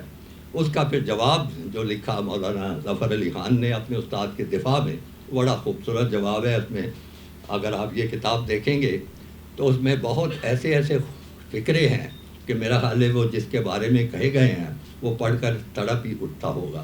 لیکن مولانا ظفر علی خان نے اپنے استاد کی عزت کی. تو باتیں تو بہت کی جا سکتی ہیں، لیکن اب مجھے خیال آ رہا ہے کہیں سورج خفا ہی نہ ہو جائے، اس لیے میں ختم کرتا ہوں. تھینک یو جی. بہت شکریہ جناب خالد محمود صاحب، چیئرمین مولانا ظفر علی خان ٹرسٹ. پروگرام کے دوران جناب مجیب الرحمان شامی صاحب تشریف لائے ہیں. وہ کسی تعارف کے محتاج نہیں ہیں، ہماری سرپرستی کرتے ہیں، ہماری تقریبات میں شریک ہوتے ہیں. اپنی مصروفیات کے باوجود وہ بھاگم دوڑ یہاں پہنچے ہیں، اور شاید ابھی پروگرام بھی کرنا ہو، تو اگر شامی صاحب تشریف لا سکے تو مجھے خوشی ہوگی. جناب مجیب الرحمان شامی شریک ہوتے ہیں، ہمارے ٹرسٹ کے سب سے اہم جی رکن ہیں. جی جی ٹرسٹ کے بورڈ آف گورنرز کے ممبر ہیں، بلکہ خازن ہیں. ان کے بغیر ٹرسٹ کے حالات نہ ہوتے جو کہ بسم اللہ الرحمن الرحیم، نحمدہ و نصلی علی رسولہ الکریم وعلی آلہ و اصحابہ اجمعین. جناب ڈاکٹر زاہد منیر عامر صاحب، خورشید عزیز صاحب، اسد علی خان صاحب، جناب علی خان صاحب صاحب صدر ہے اس نشست. ماشاء اللہ مجھ پہ تھوپا گیا ہے، اور ماشاء اللہ طاہر کامران صاحب کو دیکھ کے بڑی خوشی ہو رہی چھڑانے کی کوشش کی ہے. خالد محمود صاحب اور میرے خیال خاتون و حضرات، اب بڑی عجیب بات ہے کہ مجھے جانا تھا ایک اپنے ہمارے بیورو چیف ہیں، ان کی شادی تھی گجرانوالہ میں 4 بجے. لیکن ہوا یہ کہ ہمارے جو نظریہ پاکستان ٹرسٹ کے سیکریٹری شاہد رشید صاحب جو ہیں، ان کا انتقال ہو گیا، اور ان کا جنازہ جو ہے، تو پھر وہ وہاں نہیں جا سکا میں گجرانوالے. ان کا جنازہ پڑھ کے اور وہاں سے اب آیا ہوں، کیونکہ نظریہ پاکستان ٹرسٹ جو ہے اس کا بھی میں ٹرسٹی ہوں، اور ٹرسٹی نہ بھی ہوں تو بہرحال شاہد رشید صاحب ایسے نوجوان تھے نظریہ پاکستان کے بڑے کمیٹڈ، اللہ تعالیٰ ان کی مغفرت کرے. اور کل اسی وقت ایک تقریب میں وہاں تھا، اور انہوں نے مجھے الوداع کہا، گاڑی تک چھوڑنے آئے، اور صبح نماز کے لیے میں اٹھا تو میں فون اٹھایا کہ کوئی کال نہ ایسی مس ہو یا کوئی میسج نہ ہو. تو میسج آیا ہوا تھا کہ وہ اللہ کو پیارے ہو، رات ہی ان کو برکت قلب بند ہو. اللہ تعالیٰ ان کی مغفرت فرمائے. تو بہرحال حاضری ڈاکٹر زاہد منیر عامر صاحب جو ہیں، اب ان کی جو تصنیف ہے دو کوزہ گر، اس کے بارے میں گفتگو تو بہت ہو چکی ہوگی، خورشید رضوی صاحب موجود ہیں، کوئی بات کریں گے۔ حقیقت تو یہ ہے کہ زاہد منیر عامر صاحب جو ہیں وہ ہمارے دور میں تو ہیں زندہ، یا ہم ان کے دور میں زندہ ہیں، لیکن وہ ہمارے جیسے ہیں نہیں۔ وہ ایک محقق ہیں اور ہماری تاریخ سے ہمارا رشتہ جوڑتے ہیں، ہمارے بزرگوں سے ہمارا رشتہ جوڑتے ہیں۔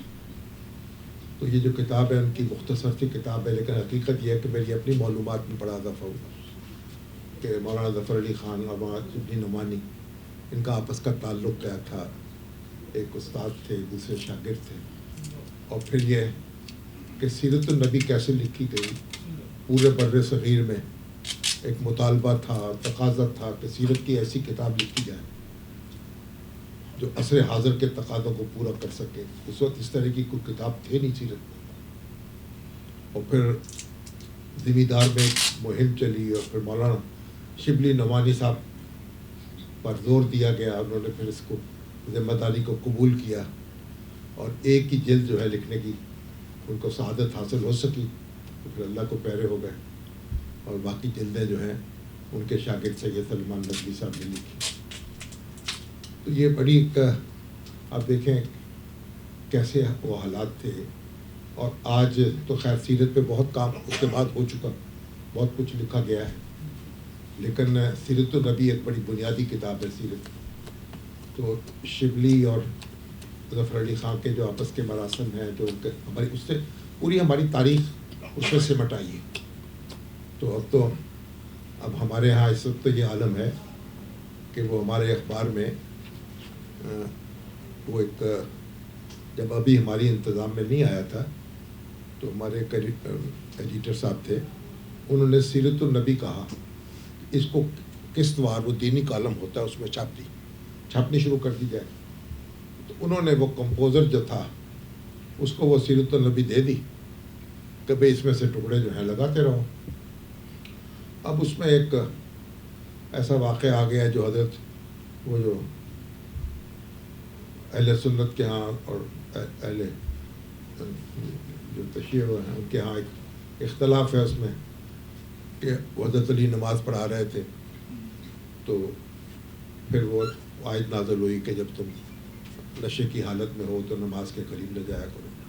تو یہ روایت جو بخاری کی روایت ہے اس میں درج تھی، تو پرچہ ہو گیا، اس کے خلاف ہنگامہ اٹھ کھڑا ہوا، اور وہ پرچہ ہو گیا، علامہ شبلی نعمانی کے خلاف بھی پرچہ ہو گیا، اور وہ ہمارے بریلی بھٹی صاحب تھے ہمارے پروڈیوسر، ان پر بھی پرچہ ہو گیا۔ تو جب وہ بیچارے جو تھے بڑی مشکل سے ان کی کوئی ضمانت منظور ہوئی، اور وہ ہمارے پاس وہ پولیس والے آتے تھے کہ شبلی نعمانی کا پتہ بتاؤ، شبلی نعمانی کا پتہ بتاؤ تاکہ اسے گرفتار کیا جا سکے، اور وہ لاپتہ ہو چکے تھے۔ میں نے کہا بھائی وہ تو لاپتہ ہیں۔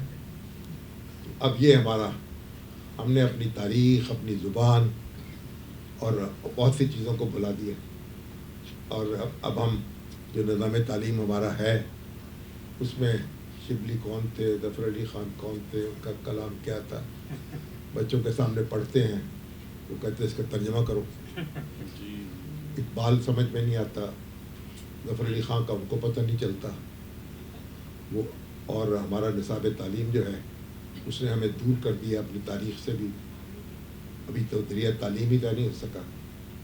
تو بہرحال یہ بھی ہمارا المیہ ہے۔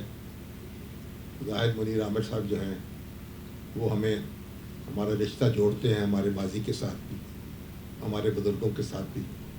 تو ان کی یہ کتاب ہے جو کاوش ہے، حقیقت یہ ہے کہ بہت قابل داد ہے، اس کو پڑھنا چاہیے آپ لوگوں کو، اور طالب علموں کو پڑھنا چاہیے، نئی نسل کو پڑھنا چاہیے کہ ہمارے بزرگ کیا تھے، ان کا کیا پایا تحقیق کیا تھا، پایا علم کیا تھا، آپس کے تعلقات کیسے تھے، اور کس طرح سے مسلمان بر صغیر جو تھے وہ زندگی گزار رہے تھے، اور ان کے مقاصد کے لیے پاکستان کو حاصل کیا گیا تھا۔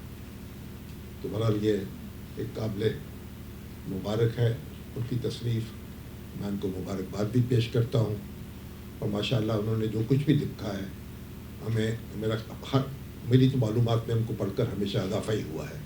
اللہ تعالیٰ سلامت رکھے اور ہمیں بھی کچھ پڑھنے کی توفیق عطا فرمائے.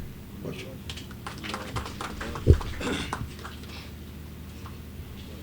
بہت شکریہ جناب مجیب الرحمان شامی صاحب.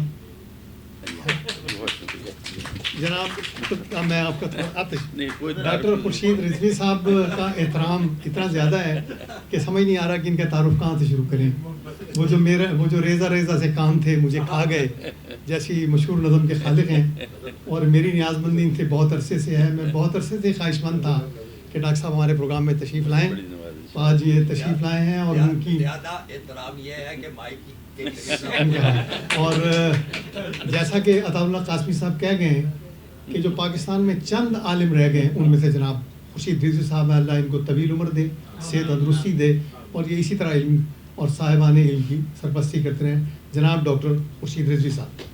بہت شکریہ جناب. بسم اللہ الرحمن الرحیم. جناب صدر مسعود علی خان صاحب, جناب خالد محمود صاحب, محترم شامی صاحب, فراز انجم صاحب, نعیم صاحب, ڈاکٹر طاہر کامران, اور آج کی اس بزم کے مرکز و محور ڈاکٹر زاہد منیر عامر صاحب, خواتین و حضرات, میں آج اپنے احترام سے بڑا پریشان ہوں. یہ ان دوستوں کی محبت ہے. میں تو آج یعنی چونکہ سبھی لوگوں نے کچھ نہ کچھ عذر بھی بیان کیے ہیں کہ آج کی بزم میں آنے سے کیا کیا چیزیں ان کے راستے میں حائل رہیں, عطا اللہ قاسمی صاحب سے لے کر مجیب الرحمان شامی صاحب تک. میں اس کا اس لیے ذکر نہیں کروں گا کہ آج میں صبح سے کچھ اتنی زیادہ مسائل میں رہا اور کچھ اتنی زیادہ مجھے محفلوں میں جانا پڑا کہ اور وہیں سے سیدھا یہاں آیا ہوں کہ اب میں گفتگو سے زیادہ قیلولے کی کیفیت میں ہوں. چنانچہ وہ نام نہاد سورج اگر کہیں تھا بھی تو بیچارہ گہن میں ہے.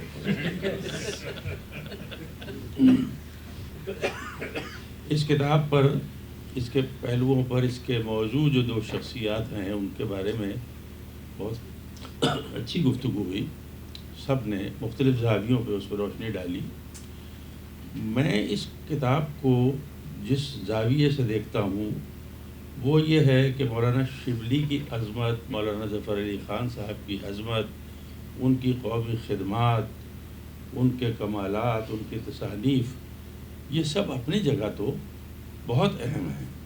لیکن آج کی بزم کے حوالے سے شاید یہ بات بہت زیادہ اہم ہے کہ اس کتاب کو جس شخص نے لکھا ہے اور جن شخصیات کے بارے میں لکھا ہے وہ ہمارے لیے کس حد تک بامانی ہیں اور اس میں کیا ایسی چیزیں ہیں جن کی ہمیں داد دینی چاہیے.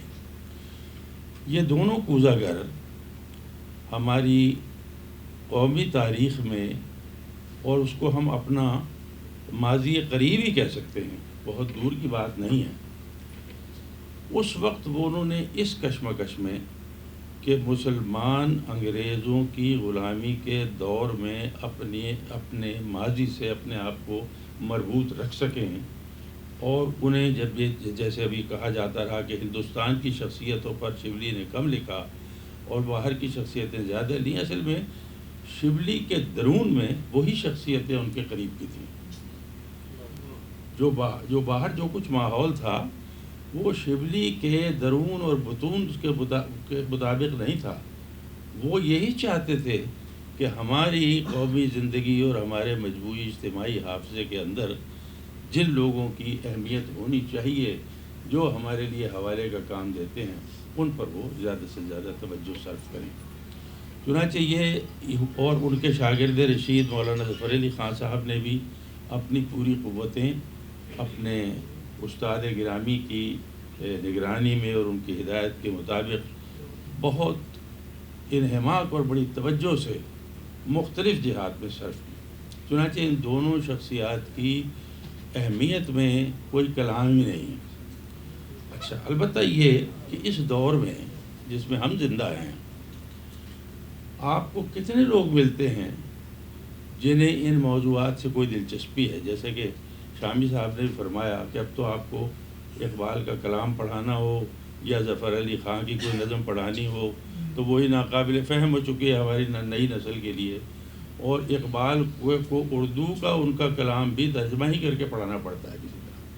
ان کا فارسی کلام تو ہمارے لیے بالکل ہی اب ایک اجنبی ہو گیا ہے.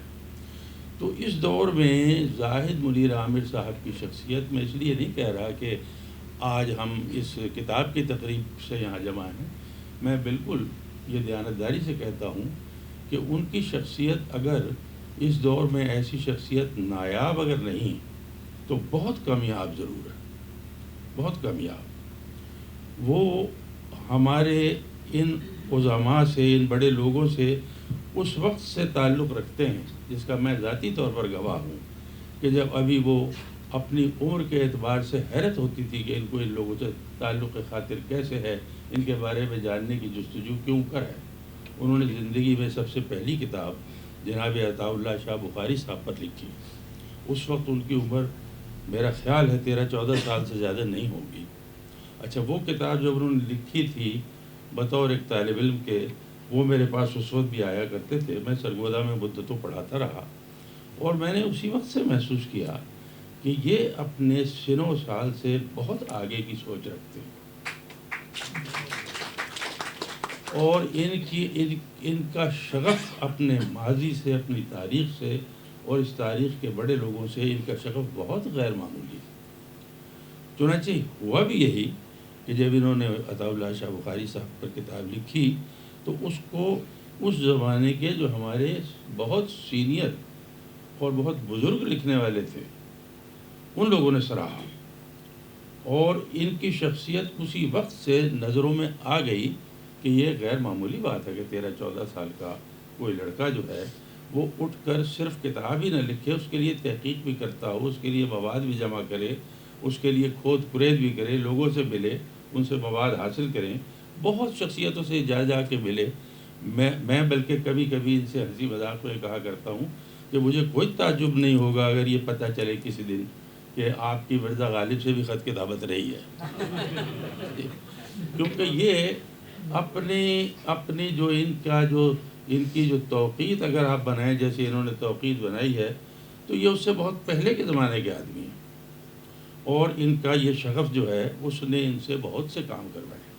پھر اتنی کثرت سے یہ لکھتے ہیں کہ میں ان سے کہا کرتا ہوں کہ بھائی آج کی تاریخ میں آپ کی کتنی کتابیں ہیں کم سے کم مجھے معلوم نہیں، حالانکہ میرا ان سے بہت گہرا تعلق ہے، لیکن ان کی میری یعنی یادداشت یا علم کے مطابق کم سے کم 50 تصنیفات تو ان کی آ چکی ہیں اور وہ متنوع قسم کے اس پر ہیں موضوعات پر. صحیح، انہوں نے تحقیق بھی کی ہے، انہوں نے ذاتی زندگی کے تاثرات بھی لکھے ہیں، انہوں نے شخصیات پر بھی لکھا ہے. مولانا ظفر علی خان صاحب کے بارے میں تو ان کا شغف بہت ہی رہا ہے. چنانچہ یہ یہاں پر پنجاب یونیورسٹی میں جب مولانا ظفر علی خان صاحب کی چیئر قائم ہوئی تو اس کے پہلے ڈائریکٹر بھی وہی تھے زاہد منیر عامر صاحب، اور بجا طور پر تھے. اور جب ہم نے ان کے دفتر بھی جا کے دیکھا تو انہوں نے اتنی پرانی چیزیں زمیندار کے فائل سے اور مختلف سورسز سے نکال کر ان کو انہوں نے دیواروں پر اس طرح آویزاں کیا ہوا تھا کہ کوئی اگر اس نسل کا شخص وہاں جائے، کوئی ینگ کو جو ہماری جنریشن ہے اس میں، تو اس کو ایک ہی نظر میں اپنے ماضی کے ساتھ پیوست ہونے کی ایک تحریک مل جائے. تو یہ ان کا ایک بڑی خواہش رہی ہے، باوجود اس کے کہ ڈاکٹر زاہد منیر عامر ماضی میں زندہ رہنے والے لوگوں میں سے نہیں ہیں. یہ خیال غلط ہے کہ وہ آج کے زمانے میں رہتے ہیں. انہیں جدید ترین جو مسائل ہیں اس وقت کے ان سے بھی پوری آگاہی ہے. انہوں نے سفر بہت کیا ہے، دنیا دیکھی ہے. بیرون ملک جا کر انہوں نے جب ازہر سے ان کا تعلق رہا وہاں انہوں نے پاکستان اور پاکستانیت اور نظریہ پاکستان کے بارے میں مصر میں بہت ایسا قیمتی کام انجام دیا جس سے وہاں پر یہ بغیر سفیر ہوئے پاکستان کے سفیر تھے. تو یہ اسی طرح اردن میں ایک مرتبہ ایک کانفرنس ہوئی جس میں علامہ اقبال کی جو ہے شخصیت اور ان کے کام پر بات تھی. مجھے بھی اس میں جانے کا اتفاق ہوا اور ہم وہاں اکٹھے ہوئے. وہاں بھی انہوں نے پوری تندہی کے ساتھ علامہ کی زندگی، ان کی شاعری، ان کی عظمت اور ان کے نظریات پر بہت قیمتی باتیں کی. تو یہ ایک بہت ہی نایاب بات ہے ان کے اندر جو اس وقت ہمیں میسر ہے، اور یہ زمانہ حال کا پورا شعور رکھتے ہوئے زمانہ ماضی سے پیوست ہیں. جیسے اقبال نے کہا تھا، دیکھتا ہوں دوش کے آئینے میں فردا کو میں. تو جو گزری ہوئی ہماری تاریخ ہے اس کے آئینے میں دیکھتے ہیں مستقبل کو، اور میرے خیال سے یہی بہترین ایک طریقہ بھی ہو سکتا ہے. کیونکہ اگر آپ مستقبل کا مطلب یہ لیں کہ صرف اور صرف ہمیں آنے والے دور کے بارے میں اپنے مفادات کی کوئی منصوبہ بندی کر لینی چاہیے، تو یہ بہت ناکافی ہے. کیونکہ جب تک آپ کی کوئی عمق نہ ہو پیچھے ماضی کا، اس وقت تک مستقبل کوئی مفہوم نہیں رکھتا. اور ہر قوم کے لیے مستقبل کی ایک الگ وہ ہوتی ہے انٹرپریٹیشن یا اس کی تعبیر. تو انہوں نے یہ کتاب لکھی، اور میں نے اس کتاب کو جب پڑھا ہے تو مجھے تعجب تو اس لیے نہیں ہوا کہ مجھے ان کی طبیعت کا، ان کے تحقیقی انہماک کا اچھی طرح اندازہ ہے. جس موضوع پہ بھی وہ کام کرتے ہیں اس میں صرف فوری طور پر جو ہوتی ہیں جو حوالے جو ریلیونٹ ہوتے ہیں اسی پر نہیں اپنے آپ کو محدود رکھتے، بلکہ ہر ممکن کوشش ہوتی ہے کہ اس سے متعلق کوئی ایسی بحث بھی اگر ہو سکتی ہے تو اس کا تجسس ان کے ذہن میں ہوتا ہے. مثلا اس کتاب میں نے دیکھا کہ بات تو اتنی چل رہی تھی کہ مولانا شبلی نے کسی خط میں مولانا ظفر علی خان سے ایک بزرگانہ شکوہ کیا کہ میں نے ان کے ذمہ ایک کتاب لگائی تھی کہ یہ ترجمہ کریں، اور انہوں نے اس کے ترجمے میں کوتاہی کی، بر وقت نہ کر کے مجھے شرمندہ کیا. اچھا، اب یہ اس کے بعد مزید ایک ضمنی تحقیق کی ضرورت چندہ نہیں تھی کہ وہ کتاب کون سی تھی. لیکن زاہد منیر عامر کی جو متجسسانہ ان کی طبیعت ہے، اس میں ان کو اس بات کا بھی تجسس ہوا کہ آخر ہمیں معلوم تو ہونا چاہیے کہ شبلی نے جس کتاب کے بارے میں شکوہ، چنانچہ انہوں نے سارا انجمن ترقی اردو کے بارے میں جو فہرست شبلی نے بنائی تھی کہ فلاں کتابوں کا ترجمہ ہونا چاہیے، وہ لیا. پھر انہوں نے سنین کا یعنی سالوں کا تقابل کیا. پھر انہوں نے یہ جانچ پرکھ کی کہ شبلی نے کس زمانے میں ان کے ظفر علی خان صاحب کے ذمہ یہ کام لگایا تھا، اور مولانا ظفر علی خان کس سن میں کیا کام کر رہے تھے. اور اس کے بعد انہوں نے یہ نتیجہ نکالا کہ یہ کتاب ہمارے کا مذہب و سائنس تھی. لیکن ایک سچے محقق کی طرح انہوں نے اس بات پر اصرار نہیں کیا کہ جو نتیجہ میں نے نکال لیا ہے وہ درست ہے، کیونکہ اس میں 100% اگرچہ وہ جو کچھ انہوں نے کہا ہے میرے خیال سے قرین قیاس وہی کچھ ہے، لیکن اس کے باوجود انہوں نے پوری دیانتداری سے، محققانہ دیانت کے ساتھ یہ کہا کہ ایک اور زاویہ نگاہ بھی ہو سکتا ہے. تشریف لائیے امجد صاحب. یہ کہ اسکاٹ نے جو تاریخ اندلس لکھی تھی، چراغ حسن حسرت صاحب نے یہ خیال ظاہر کیا ہے کہ عین ممکن ہے وہ کتاب وہ ہو، تو انہوں نے اس امکان کا ذکر کیا ہے. اسی طرح زاہد منیر عامر کہ جتنے بھی ممدوح اور ہیرو ہوتے ہیں ان کے ساتھ ان کا ربط دیوتاؤں کے ساتھ ربط کے مترادف نہیں ہوتا. وہ ان کو ایک انسان سمجھتے ہوئے ان سے عقیدت رکھتے ہیں، اور سب سے اچھا خراج عقیدت یہی ہو سکتا ہے کہ آپ کا ممدوح انسان ہو. اگر وہ دیوتاؤں کی فہرست میں شامل ہو جائے تو پھر آپ اس کی پرستش کر سکتے ہیں، لیکن اس کے ساتھ تعلق خاطر صحیح معنوں میں استوار نہیں کر سکتے. تو زاہد منیر عامر صاحب نے جن لوگوں سے محبت کی ہے ان سے محبت تو خامیوں کے باوجود وہ کریں گے، لیکن انہوں نے کبھی یہ نہیں سمجھا کہ بشری کمزوریاں کسی بڑے آدمی کو چھوٹا بنا سکتی ہیں. ہر بڑے آدمی میں کمزوریاں ہو سکتی ہیں، اور ان کے باوجود وہ آدمی بڑا رہتا ہے، اور محبوب ہونے کے لیے تو کوئی شرط ہی نہیں ہے کہ اس میں کمزوری ہو یا نہ ہو. چنانچہ ان لوگوں کی جو اس کو گنانے میں کبھی انہوں نے ہچکچاہٹ محسوس نہیں کی. مثلا مولانا ظفر علی خان کی طبیعت بھی ایک تلون تھا، ان کے اساتذہ نے بھی اس پر اشارہ اس کی طرف کیا، چراغ حسن حسرت نے بہت پہلودار جملے لکھ دیے کہ انہوں نے کہا کہ وہ ہاتھ کے سخی، دل کے نرم، کان کے کچے اور دھن کے پکے تھے. تو وہ زاہد منیر عامر نے جو کا تو کوٹ کر دیا.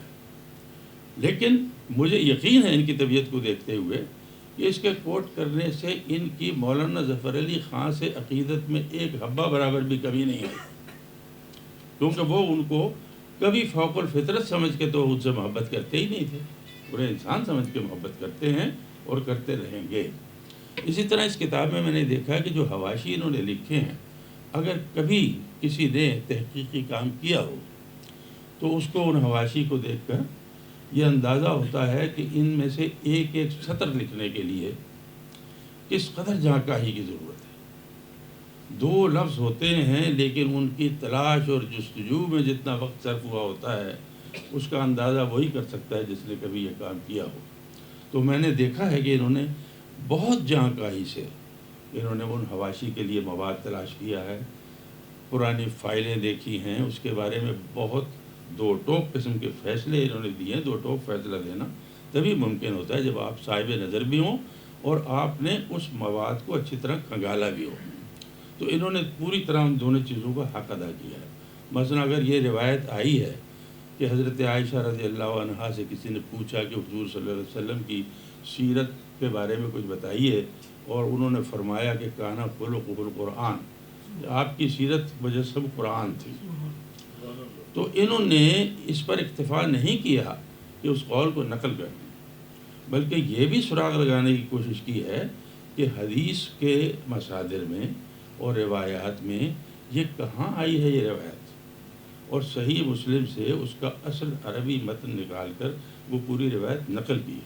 چنانچہ جب ہم اس کتاب کو پڑھتے ہیں تو ہمیں اس کے پس منظر کے بارے میں ان کے لکھے ہوئے حواشی سے بہت حد تک تشفی ہو جاتی ہے، اور کچھ زاویے ہمارے لیے نئے کھل بھی جاتے ہیں.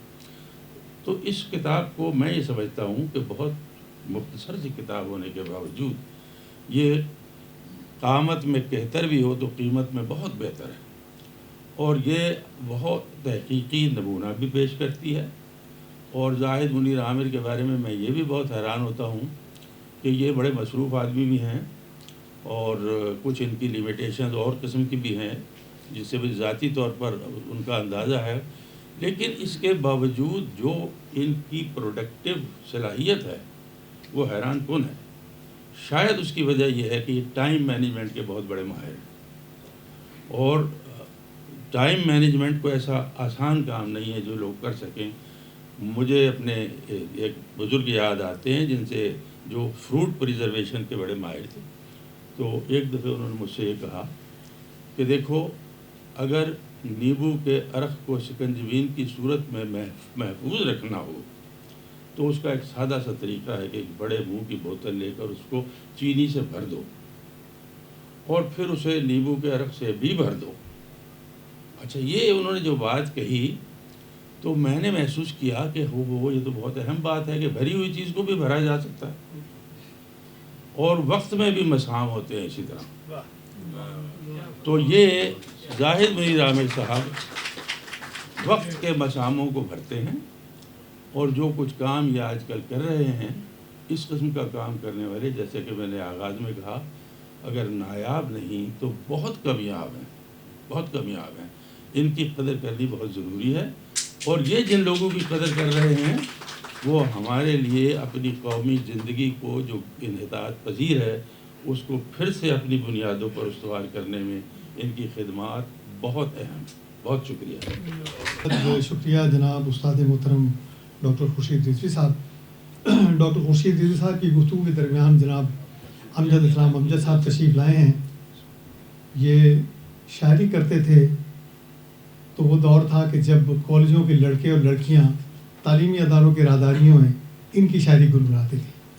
ڈرامے لکھنے شروع کیے تو ایسے ڈرامے لکھے کہ جہاں تک مجھے یاد پڑتا ہے ان کو مسلسل 7-8 سال بیسٹ ڈرامہ رائٹر کا ایوارڈ ملا، اور ایک پروگرام میں پھر انہوں نے خود کہا کہ آئندہ مجھے ایوارڈ نہ دیا جائے. ڈاکومنٹری پہ کام کیا تو مولانا ظفر علی خان کی ذات پر، ان کے کام پر ظفر الملت جیسی بہترین ڈاکومنٹری لکھی. تو میں کسی تمہید کے بغیر जनाब अमजद इस्लाम अमजद साहब से दरख्वास्त करूँगा कि वो तशरीफ़ लाएँ और अपने ख्यालात का इज़हार करें। जनाब अमजद इस्लाम अमजद।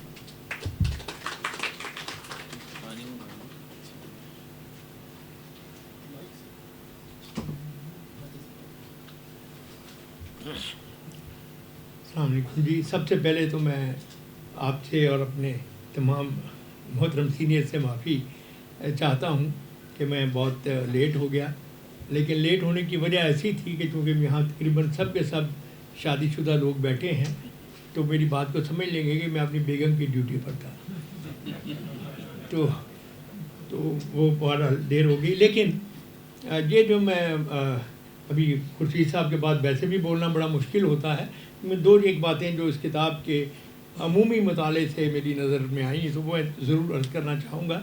ज़ाहिद साहब की ज़ाहिर है मेरे ख़्याल में कोई आदमी जो मजीद जदीद उर्दू अदब को पढ़ने का दावा रखता हो या क्यास करता हो उस पर, तो ये मुमकिन नहीं है कि उन्होंने इनकी तहरीरों को ना पढ़ा हो। बहुत कम हमारे यहाँ अब इस वक्त ऐसे लिखने वाले हैं, खुसूसन जो मुहक्किक हज़रात हैं, यानी जो तनकीद करने के साथ साथ तहकीक भी करते हैं, उनके यहाँ बदकिस्मती से अब बहुत ज़्यादा वो जिसको कहना चाहिए ना एक झुकाव आ गए हैं कि उनकी जो तबीयत का झुकाव जिस तरफ होता है, आम तौर पर वो जो हिस्टोरिकल फैक्ट्स हैं उनकी भी शक्ल उसी तरह की हो जाती है।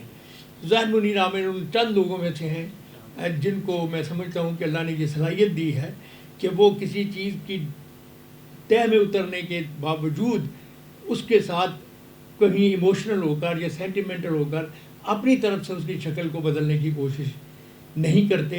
और ये मैं समझता हूँ बहुत बड़ी बात है कि हम तारीख़ को या शख्सियात को उनकी नज़दीक तरीन असली शक्ल में देख सकें। ज़ाहिर असली शक्ल तो वही होती है जिसमें वो खुद ज़िंदगी में होते हैं, लेकिन जहाँ तक हम देख सकते हैं। दूसरी चीज़ जो इसमें मुझे बहुत अहम लगी कि सर सैयद के बाद अगर आप सब कॉन्टिनेंट की तारीख़ में देखें तो पहले हमारे पास सिर्फ एक रवैया था, क्योंकि हम एक ब्रिटिश कॉलोनी थे और बरतानिया का सूरज कभी गरूब कहते हैं नहीं होता था। तो जैसे आजकल की यूनिपोलर वर्ल्ड में अमेरिका हो गया, इसी तरह गालिबन 20वीं सदी के आगाज़ तक इंग्लिस्तान जो है वो इस तरह की उसमें हालत में था। तो सर सैयद जो मुतासर हुए अंग्रेज़ी और यूरोपीय तहज़ीब से और जिस तरफ उन्होंने कोशिश की, उसके पीछे अगर हम गौर करें तो एक ख़ास तरह का अजीब सा इक़्तिदाद है कि वो बैक वक्त अपने पुराने कल्चर को, रवायत को, अपने मजहबी तशख़्ख़ुस को भी ज़िंदा रखने की कोशिश कर रहे थे और उसके साथ साथ वो जदीद सो कॉल्ड जदीद इंसान जो वेस्ट ने आइडिया उसके साथ भी चलने की कोशिश कर रहे थे। आगे चलकर इसके दो मैं समझता हूँ कि जंग अज़ीम पहली के बाद रुख बने और उनमें से एक वो था जिसमें हम शिबली नोमानी को और मौलाना ज़फ़र अली ख़ान को देखते हैं, और दूसरा ग्रुप वो था जो बोल्शेविक इनकलाब के बाद तरक़ी पसंद तहरीक की सूरत में हमारे सामने आया। और यही दोनों रवें जो हैं वो चलती हुई आज भी किसी न किसी शक्ल में आपको मौजूद नज़र आएंगी। तो ये जो खूबी है कि दो ऐसे प्रोलिफिक जो राइटर भी थे जिन्होंने बहुत लिखा, बोलने भी बहुत आला थे, शेर गोई में भी उनका एक अपना मकाम था, और हमारी जो पॉलिटिकल स्ट्रगल है आज जिस जगह पर हमारा मुआशरा सियासी तौर पर खड़ा है और इल्मी तौर पर खड़ा है, उसमें इन दो शख्सियात की जो मेहनत कह लीजिए या इनकी ज़ात का असर जो है, मैं समझता हूँ कि अल्लामा इकबाल के बाद जिन लोगों का बहुत ज़्यादा असर है इस सारे अफेयर में, उनमें ये दो शख्सियात आती हैं। और जिस खूबसूरती और महारत से डॉक्टर ज़ाहिद मुनीर आमिर ने उनकी शख्सियत को, और शख्सियत में जैसे भी खुर्शीद साहब भी फरमा रहे थे कि हर इंसान की शख्सियत में कुछ पहलू ऐसे होते हैं कि जो लोग उसके मोतक़दीन में होते हैं वो शायद अपने हीरो पर ज़रा सी आँच आती हुई भी बर्दाश्त नहीं करते, और नतीजा ये है कि उनको साथ रखना बड़ा मुश्किल होता है। तो इन्होंने जो खूबी ज़ाहिद मुनीर आमिर ने की है कि दोनों शख्सियात जो हैं वो अपने पूरे इल्मी पस मंज़र के साथ साथ उन तमाम तज़ादात को भी सामने रखा है जो उस दौर में मौजूद थे और जिनके अंदर से ہوتے ہوتے اب 1947 میں آ کر یہ وطن عزیز بنا جس میں ہم آپ رہتے ہیں. تو یہ جو علمی تاریخ تھی اس کی جدید علمی تاریخ میں سمجھتا ہوں کہ اس میں یہ کتاب جو ہے یہ دونوں حضرات بھی اور اس کے بعد یہ کتاب بھی ایک سنگ میل کی حیثیت رکھتی ہے اور یہ وقت کی ایک بہت بڑی ضرورت تھی جسے ایک بہت اچھے لکھنے والے نے بہت اعلیٰ لکھنے والے نے پورا کیا ہے.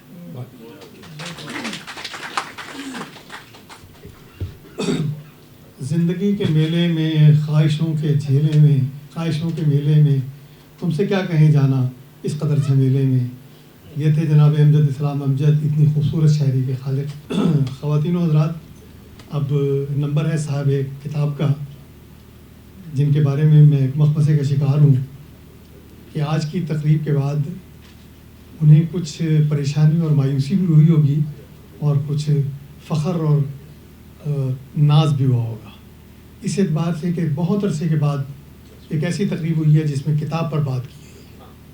لیکن مایوسی کا پہلو یہ ہے کہ صاحب کتاب کے بارے میں کم بات ہوئی ہے. ہماری کوشش تھی کہ ڈاکٹر زاہد منیر عامر صاحب کا بیٹا بلال اور بیٹی ندیہ اگر اس موضوع پر کچھ بات کر لیتے لیکن انہوں نے بھی گریز کیا ہے. تو ڈاکٹر صاحب آپ اس حوالے سے خوش نصیب ہیں کہ بیشتر لوگوں نے کتاب کے بارے میں بات کی ہے اور تمام وہ لوگ تھے جنہوں نے کتاب پڑھ کر اس پر گفتگو کی ہے. شامی صاحب یہاں موجود ہیں. ان کو یاد ہوگا کہ جب پرویز رشید صاحب وزارت اطلاعات کا حلف اٹھانے کے بعد پہلی بار لاہور تشریف لائے تو ایوان اقبال میں نوید چودھری صاحب کی کتاب بہت کام رفو کا نکلا کی تقریب رونمائی تھی. اس میں باری باری تمام مقررین نے یہ اعتراف کیا کہ انہوں نے کتاب نہیں پڑھی لیکن یہاں الحمدللہ تمام لوگ کتاب پڑھ کر آئے ہیں کچھ لکھ کر بھی اس پر لائیں بات کی ہے. تو میں بلا کسی تمہید کے جناب ڈاکٹر زاہد منیر عامر صاحب سے درخواست کروں گا کہ وہ تشریف لائیں. ان کا مولانا ظفر علی خان پر بہت سارا کام ہے جس کے لیے ہم ان کے احسان مند ہیں. اور اب کسی تمہید کے بغیر میں آج کی کتاب پوزا گر کے مصنف اور آج کی تقریب کے مرکز و محور ڈاکٹر زاہد منیر عامر سے درخواست کروں گا کہ تشریف لائیں اور اپنے خیالات کا اظہار کریں. ڈاکٹر زاہد منیر عامر.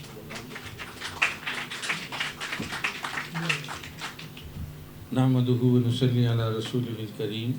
اعوذ باللہ من الشیطان الرجیم. بسم اللہ الرحمن الرحیم. صدر محفل محترم مسعود علی خان صاحب، محترم ڈاکٹر خورشید رضوی صاحب، جناب مجیب الرحمان شامی صاحب، محترم خالد محمود صاحب، جناب امجد اسلام امجد، جناب ڈاکٹر فراز انجم، مہمانان گرامی، خواتین و حضرات، میرے لیے یہ بہت سعادت کی بات ہے کہ میرے اساتذہ اور میرے محترم بزرگوں نے اس کتاب کے بارے میں اتنے اچھے خیالات کا اظہار کیا اور سبھی مہمان جو آج تشریف لائے ان کا یہاں آنا ایک بہت بڑے اعزاز کی حیثیت رکھتا ہے. مجھے معلوم ہے کہ ڈاکٹر خورشید رضوی صاحب آج صبح سے بہت مصروف تھے اور ان کے لیے بہت دشوار تھا آج یہاں آنا اور میں نے انہیں بالکل بھی اصرار نہیں کیا تھا اور مجھے یہ خیال نہیں تھا کہ وہ آ سکیں گے. لیکن یہاں آ کر جب میں نے انہیں دیکھا تو مجھے بہت خوشگوار حیرت ہوئی. تو میں بہت ان کا شکر گزار ہوں. اسی طرح عطاء الحق قاسمی صاحب جو اپنی صحت کی خرابی کے باوجود ان کی گھٹنوں کی تکلیف کا انہوں نے بتایا بھی تھا لیکن اس کے باوجود وہ تشریف لے آئے، ان کا بھی ممنون ہوں. خالد محمود صاحب نے جو یہ محفل برپا کرنے کا خیال پیش کیا اور مولانا ظفر علی خان ٹرسٹ جس کے پلیٹ فارم سے یہ تقریب منعقد ہو رہی ہے ان کے لیے بھی میں سپاسگزاری کے جذبات رکھتا ہوں. اور اس بات پر میں بہت اعزاز اور فخر محسوس کرتا ہوں کہ اس تقریب میں مولانا ظفر علی خان کے پوتے جناب مسعود علی خان صاحب موجود ہیں اور مسعود علی خان صاحب اس وقت مولانا ظفر علی خان کے خاندان میں بزرگ ترین شخصیت ہیں جو مولانا اختر علی خان صاحب کے صاحبزادے ہیں. دو بھائی تھے یعنی منصور علی خان صاحب اور مسعود علی خان صاحب. منصور علی خان صاحب اب ہم میں نہیں ہیں، اب ان کی مولانا ظفر علی خان کی یہی نشانی ہمارے پاس ہیں اللہ تعالیٰ انہیں صحت و عافیت کے ساتھ سلامت رکھے۔ میرے نہایت محترم مجیب الرحمن شامی صاحب جس طرح سے اپنی مصروفیات کو ترک کر کے آئے، اور جس طرح شاہد رشید صاحب کا حادثاتی یہ انتقال ہو گیا، ان کے جنازے میں بھی شرکت ضروری تھی، تو ان کے لیے بھی میں بہت ممنونیت کے جذبات رکھتا ہوں۔ میں ہمیشہ ہی شامی صاحب کا بڑا مداح اور ان کا عقیدت مند رہا ہوں۔ دور طالب علمی سے ان کے تمام وہ رسالے جو زندگی سے شروع ہوئے اور پھر رفاقت، اسلامی جمہوریہ، بادبان اور بہت سے ناموں سے ہوتے ہوتے دوبارہ زندگی تک پہنچے، وہ تمام میں پڑھتا تھا، اور آج بھی وہ رسالے میرے پاس موجود اور محفوظ ہیں۔ یہاں تک کہ اخبار جہاں میں ان کے کالم بھی میرے مطالعے کا حصہ رہے، جہاں سے انہوں نے شروع کیا تھا غالباً سلسلہ۔ تو میں بہت ممنون ہوں، اور میرے لیے بڑے اعزاز کی بات ہے کہ وہ اس تقریب میں تشریف لائے اور انہوں نے اظہار خیال فرمایا۔ اور امجد صاحب سے تو میری محبت اور عقیدت اسی طرح ہے جیسے میری نسل کے سب لوگوں کی ہے، کہ جنہوں نے اس دور میں آنکھ کھولی اور اس دور میں لٹریچر کو پڑھنا شروع کیا، جب شعر اور ادب کے آسمان پر امجد اسلام امجد ہی چھائے ہوئے تھے، اور سید ضمیر جعفری صاحب کے بقول آگے امجد پیچھے امجد بیچ میں ہے اسلام۔ تو طاہر کامران صاحب چلے گئے، ان کی طبیعت بہت خراب تھی مجھے معلوم ہے، اور میری طرف سے کوئی اصرار نہیں تھا کہ وہ اس کے باوجود آئیں، لیکن وہ اپنی محبت کے تحت اثر عذرِ کرم تشریف لائے، اور انہوں نے نہایت عمدہ اور نہایت بھرپور گفتگو فرمائی، اور وہ جیسے اسکالر ہیں ان سے ایسی ہی گفتگو کی ہم توقع کرتے ہیں۔ ان کی صحت کے لیے میں دعا گو ہوں۔ ڈاکٹر فراز انجم صاحب اور ڈاکٹر نعیم صاحب نے جتنی بھرپور گفتگو کی ہے، اور جس طرح سے کتاب کے موضوع کو مکمل طور پر اپنی گرفت میں لیا ہے، اس سے مجھے بہت مسرت ہوئی کہ حقیقی معنوں میں اس تاریخی تناظر کو ڈاکٹر نعیم صاحب نے اور ڈاکٹر فراز انجم صاحب نے موضوع بحث بنایا، جو اس کتاب کا اصل موضوع ہے۔ عبدالستار عاصم صاحب تشریف فرما ہیں، جنہوں نے یہ کتاب شائع کی ہے، ان کا بھی بہت شکریہ، اور انہوں نے میری اور بھی کئی کتابیں شائع کر دی ہیں۔ تو ایک ایسے دور میں جب علمی کتابوں کے بارے میں بہت ہی مایوس کن صورتحال ہو، ایسی محفل کا برپا ہونا اور اتنے بڑے علماء کا اس کے بارے میں اظہار خیال کرنا اور اس کتاب کا ایسا ریسیپشن ہونا میرے خیال میں بہت غیر معمولی بات ہے، ورنہ میں نے ایک بہت پڑھے لکھے صاحب کو یہ کتاب پیش کی، اس سے آپ معاشرے میں عمومی طور پر ان موضوعات کی دلچسپی کا اندازہ لگا سکتے ہیں۔ تو ایک بہت پڑھے لکھے صاحب کو میں نے یہ کتاب پیش کی، تو انہوں نے کتاب کا نام دیکھا، کتاب کا نام ہے دو کوزہ گر، تو انہوں نے بڑے اہتمام سے مجھ سے کہا کہ اچھا ایک کمار سن۔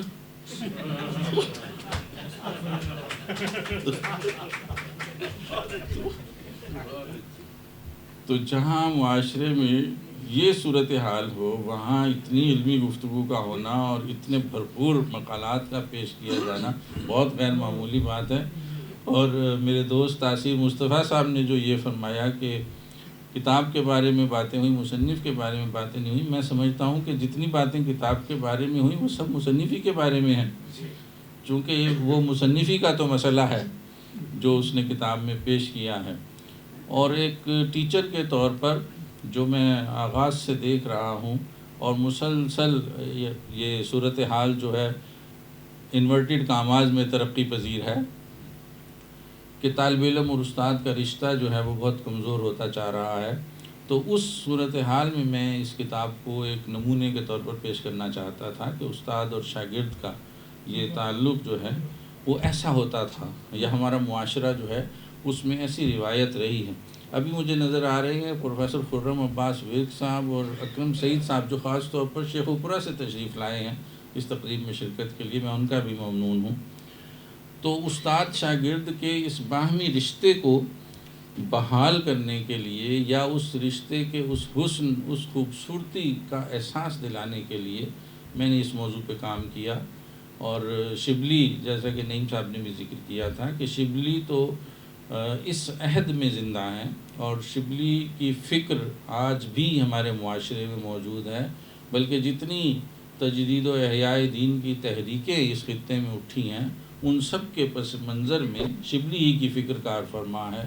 تو شبلی بہت بڑے مفکر ہیں، اور ظفر علی خان کی شخصیت سے میری دلچسپی جو ہے اس کی چند در چند وجوہ ہیں. جو لوگ آج اس محفل میں تشریف لائے ہیں، اگر انہیں موقع نہیں ملا تو میں اختصار کے ساتھ عرض کرنا چاہوں گا کہ ظفر علی خان کی شخصیت میں، جن کا عمومی تعارف ہمارے علمی حلقوں میں بھی میرا خیال ہے کہ مناسب حد تک نہیں ہو سکا ہے، اور ان کی شخصیت کے چند پہلوؤں کو زیادہ نمایاں کر دیا گیا ہے جو اتنے اٹریکٹیو نہیں تھے. تو ان کی شخصیت میں پاس وضع بہت ہے. وہ ابتدائے عمر ہی سے جس تہذیب کے نمائندے کے طور پر ان کی شخصیت کی پرداخت ہوئی تھی، وہ اس کے ایک بہترین نمونے کے طور پر ہمارے سامنے آئے تھے. وہ جیسا کہ ان کے بھائی حامد علی خان صاحب بتایا کرتے تھے کہ جب وہ کرم آباد میں تھے اور سر مائیکل آڈوائل نے انہیں نظر بند کر دیا تھا، تو اپنے گھر میں ہی رہتے تھے، اور اپنے گھر میں ہی ایک کمرہ انہوں نے دفتر بنایا ہوا تھا جہاں سے ان کا اخبار نکلتا تھا. تو وہ اپنے گھر سے اس کمرے میں جانے کے لیے بھی سوٹ پہن کر ٹائی لگا کر بیٹھ کر کام کیا کرتے تھے. اور اپنے بھائیوں کے لیے بھی ان کی ہدایت تھی. حامد علی خان صاحب پہ بھی یہ سختی تھی کہ گھر سے باہر نکلنا ہے تو شیروانی پہنے بغیر نہیں نکلنا.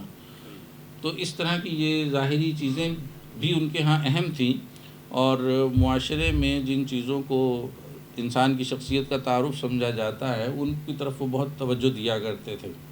اس کے علاوہ کہتے ہیں نا کہ صحت مند جسم میں صحت مند دماغ ہوتا ہے، تو انہیں جسمانی صحت کا بڑا خیال تھا. وہ روزانہ فجر کی نماز سے بہت پہلے اٹھا کرتے تھے اور بہت لمبی واک کرتے تھے، دوڑ لگاتے تھے، مقدر پیلتے تھے اور ڈنڈر پیلتے تھے. اور اس کا اتنا اہتمام تھا کہ جس زمانے میں وہ حیدرآباد دکن میں تھے تو حیدرآباد دکن سے وہ چند دن کے لیے کرم آباد آئے، تو ان چند دنوں میں بھی وہ اپنا تمام ساز و سامان ورزش کے جتنے مقدر وغیرہ ان کے تھے وہ سب ساتھ لے کر آئے. 1 ہفتے کے لیے آئے تھے، وہ ساتھ لے کر آئے اور وہ ایکسرسائز ان کی یہاں پر بھی جاری رہی. تو اس طرح کی ان کی شخصیت تھی. اور وہ جو چراغ حسن حسرت نے بہت ہی اچھا خاکہ ان کا لکھا ہے، ڈاکٹر خورشید رضوی صاحب نے جس کا ذکر کیا ہے، انہوں نے بتایا ہے کہ میں سو رہا تھا تو مولانا ظفر علی خان، یہ تو ذکر نہیں کیا کہ مولانا ظفر علی خان، کسی نے مجھے جگایا تو مجھے اندازہ ہوا کہ یہ مولانا ظفر علی خان ہیں. وہ مجھے کہہ رہے تھے کہ اٹھو اور میرے ساتھ سیر کرنے کے لیے چلو. تو یہ سن کر میری جان نکل گئی، کیونکہ مجھے معلوم تھا کہ وہ پہلے دوڑائیں گے، اس کے بعد پھر وہ ڈنڈر پیلنے پہ مجبور کریں گے، اس کے بعد پھر وہ نماز پڑھائیں گے، اور اس کے بعد پھر وہ کہیں رخصت کی اجازت دیں گے. تو میں نے کہا مولانا میرے رات سے سر میں درد ہو رہا ہے، پیٹ میں بھی مروڑ اٹھ رہے ہیں، اور غالباً قولنج کا درد ہے، پہلے بھی مجھے یہ دورے پڑتے رہے ہیں، تو میں تو بالکل اس قابل نہیں ہوں کہ آپ کے ساتھ جا سکوں. تو پھر مولانا نے مجھے صحت کے بارے میں کچھ مشورے دیے اور کچھ نسخے بتائے، اور اس طرح سے میری جان اس صبح کی سیر سے جو ہے وہ چھوٹ گئی. تو مولانا کی شخصیت کا ایک تو یہ روپ ہے. دوسرا روپ یہ ہے کہ انہوں نے اپنے عہد کے نوجوانوں کو اس طرح بنانے کی کوشش کی جس طرح شبلی نے انہیں بنانے کی کوشش کی تھی. یعنی ذمہ دار کا دفتر جو تھا وہ گویا صحافیوں کی تربیت کا ایک ادارہ تھا، جہاں مجید لاہوری، حاجی لقلق، غلام رسول مہر، عبد المجید سالک، چراغ حسن حسرت جیسے لوگوں کی تربیت ہوئی. اور ان کا انداز یہ تھا کہ اگر کسی کا کوئی اچھا کالم دیکھتے، کوئی اچھی خبر بنائی ہوئی دیکھتے تو اسے بلاتے تھے اور اس پر داد کہتے تھے اور اپنا بٹوا نکال کر کہتے تھے کہ اس میں جو کچھ ہے آج وہ تمہارا ہے، اور اس میں جتنے پیسے ہوتے تھے وہ بطور انعام انہیں دے دیا کرتے تھے. اسی طرح آج کی صحافت کے لیے ان کا یہ شیوا بہت قابل توجہ ہے کہ انہوں نے یہ اعلان کر رکھا تھا کہ اگر ذمہ دار میں کتابت کی ایک غلطی ہوگی تو اس کے عوض 1 روپیہ انعام دیا جائے گا اگر کوئی اسے پوائنٹ آؤٹ کرتا ہے. تو ہوا یہ کہ ایک بار اخبار چھپ کر آیا تو اس میں خبر چھپی ہوئی تھی کہ فلاں کی فوتیدگی کے موقع پر انہوں نے کہا. تو مولانا نے سر پکڑ لیا، انہوں نے کہا کہ یہ فوتیدگی کیا بلا ہوتی ہے، یہ کس نے یہ خبر بنائی ہے، بلاؤ اس کو. شور مچا دیا. تو وہ پتہ چلا کہ وہ انہی کے بھانجے نے وہ خبر بنائی ہوئی تھی. تو انہوں نے کہا بند کر دو یہ اخبار، میں نہیں نکالنا چاہتا، اس طرح میں اخبار نہیں نکالنا چاہتا۔ چنانچہ بھانجے کو فارغ کر دیا گیا اخبار سے، اور انہوں نے کہا کہ یہ فوتیدگی تو کوئی اردو کا لفظ نہیں ہے۔ اور وہ بھانجا بھی کون تھا؟ جو بعد میں اردو کے بہت مشہور مزاح گو شاعر کے طور پر معروف ہوئے، راجہ مہدی علی خان۔ تو اسی طرح غلام رسول میئر صاحب نے زندگی کی پہلی تحریر جو لکھی ہے وہ ذمہ دار کا اداریہ تھا۔ میئر صاحب کی اتنی تربیت انہوں نے کی، اور سالک صاحب کی تربیت انہوں نے کی۔ وہ جب یہ لوگ کچھ اختلافات کی بنا پر الگ ہو گئے، انہوں نے اپنا انقلاب نکال لیا، تو مولانا ظفر علی خان نے کہا تھا کہ میر و سالک کے انقلاب کو دیکھ، انقلابات ہیں زمانے کے۔ تو یہ نوجوانوں کو بنانے کا، ان کی تربیت کا، ان کی تہذیب کا انداز جو تھا مولانا ظفر علی خان کے ہاں، یہ بہت مجھے متاثر کرتا ہے، اور قابل توجہ ہے کہ آج کل کے لوگ بھی اس کو دیکھیں، اور آج کل کے اساتذہ خاص طور پر اس کو دیکھیں۔ اور پھر حق گوئی ان کا جو ایک خاص وصف ہے کہ وہ جو ان کا شعر ہے، جو ضرب المثل کی سی حیثیت اختیار کر چکا ہے کہ نکل جاتی ہو سچی بات جس کے منہ سے مستی میں، فقیہ مصلحت بین سے وہ رندے بادہ خار اچھا۔ ان کی زندگی اس کی حقیقی تفسیر پیش کرتی ہے۔ جامعہ ملیہ میں انہوں نے ایک بار تقریر کی اور برملا اپنے خیالات کا اظہار کیا۔ ظاہر ہے ہر طرح کے خیالات رکھنے والے لوگ ہوتے ہیں، اور کسی نے ان سے اختلاف کیا جلسے میں سے، اور شور مچ گیا جلسے میں، اور کہا گیا کہ آپ اپنے الفاظ واپس لیں۔ وہ تقریر کر کے بیٹھ چکے تھے، تو مولانا ظفر علی خان وہ شور برپا ہونے پر دوبارہ آئے، اور مائک پر آ کر انہوں نے کہا کہ میں نے جو الفاظ ادا کیے ہیں میں وہ دوبارہ ادا کرنا چاہتا ہوں، چونکہ مجھے ان پر اصرار ہے۔ وہی الفاظ واپس نہیں لیے۔ تو یہ ان کی شخصیت کے کچھ پہلو ہیں، ظاہر ان پر تو بہت گفتگو ہو سکتی ہے۔ اور خالد محمود صاحب نے جس چیز کی طرف توجہ دلائی کہ برطانوی حکومت ہوتے ہوئے انہوں نے جس جرأت مندی کے ساتھ انگریز حکمرانوں کے لتے لیے، اور جس طرح جو واقعہ خالد محمود صاحب نے بتایا یہ بڑا دلچسپ ہے۔ اس طرح کے اور کئی واقعات ہیں۔ جب وہ کرم آباد میں سیر کیا کرتے تھے تو ایک انگریز نے انہیں کچھ ڈرانے دھمکانے کی کوشش کی، انہوں نے وہیں اسی وقت اسے پکڑ لیا، چونکہ جسم ان کا بڑا مضبوط تھا اور ورزش کیا کرتے تھے، تو انہوں نے اسے پکڑ لیا اور وہیں سڑک پر لٹا کر جوتوں سے مرمت کی، اور اپنے ملازمین کو بھی بلا لیا اور اچھی طرح اس کی طبیعت صاف کر کے پھر اسے چلتا کیا۔ تو وہ اتنے بہادر آدمی تھے، بالکل وہ گھبراتے نہیں تھے، اور وہی فقیہ مصلحت بھی وہ نہیں تھے، وہ ایک رندے بادہ خار کی طرح سچی بات کرنے اور سچی بات کہنے کے عادی تھے۔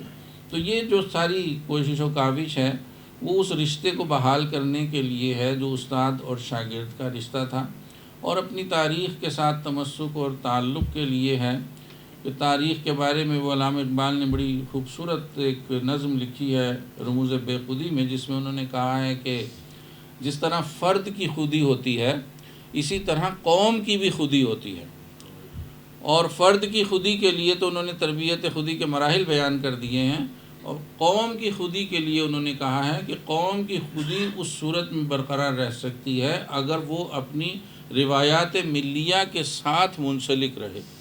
روایات ملیہ سے منسلک رہنے سے قوم کی خودی کی پرداخت ہوتی ہے، اور روایات ملیہ کے لیے انہوں نے بہت ہی خوبصورت نظم ہے، اگر آپ کو کبھی موقع ملے تو وہ ضرور اس نظم کو دیکھیے کہ وہ قوم روشن از سواد سرگزشت خود شناس آمد ز یاد سرگزشت، کہ قوم اپنی تاریخ سے روشن ہوتی ہے، اپنی تاریخ کے ساتھ تعلق سے روشن ہوتی ہے، اور اگر خود کو پہچاننا چاہیں تو آپ اپنی تاریخ کے ساتھ تمسک اور تعلق سے ہی خود کو پہچان سکتے ہیں۔ سرگزشتے او اگر یادش رود باز اندر نیستی گم می شود، اگر تاریخ آپ کے حافظے سے محو ہو جاتی ہے تو پھر قوم کا وجود برقرار نہیں رہتا، وہ ہست سے نیست کی طرف چلی جاتی ہے۔ شمع او چشم امم را کوکب است روشن از وی امشب و ہم دیشب است، کہ اس کی شمع جو ہے وہ قوموں کے لیے ستاروں کی طرح ہوتی ہے، اور اس شمع سے ہی اس کی اس کا آج اور اس کا کل روشن ہوتا ہے۔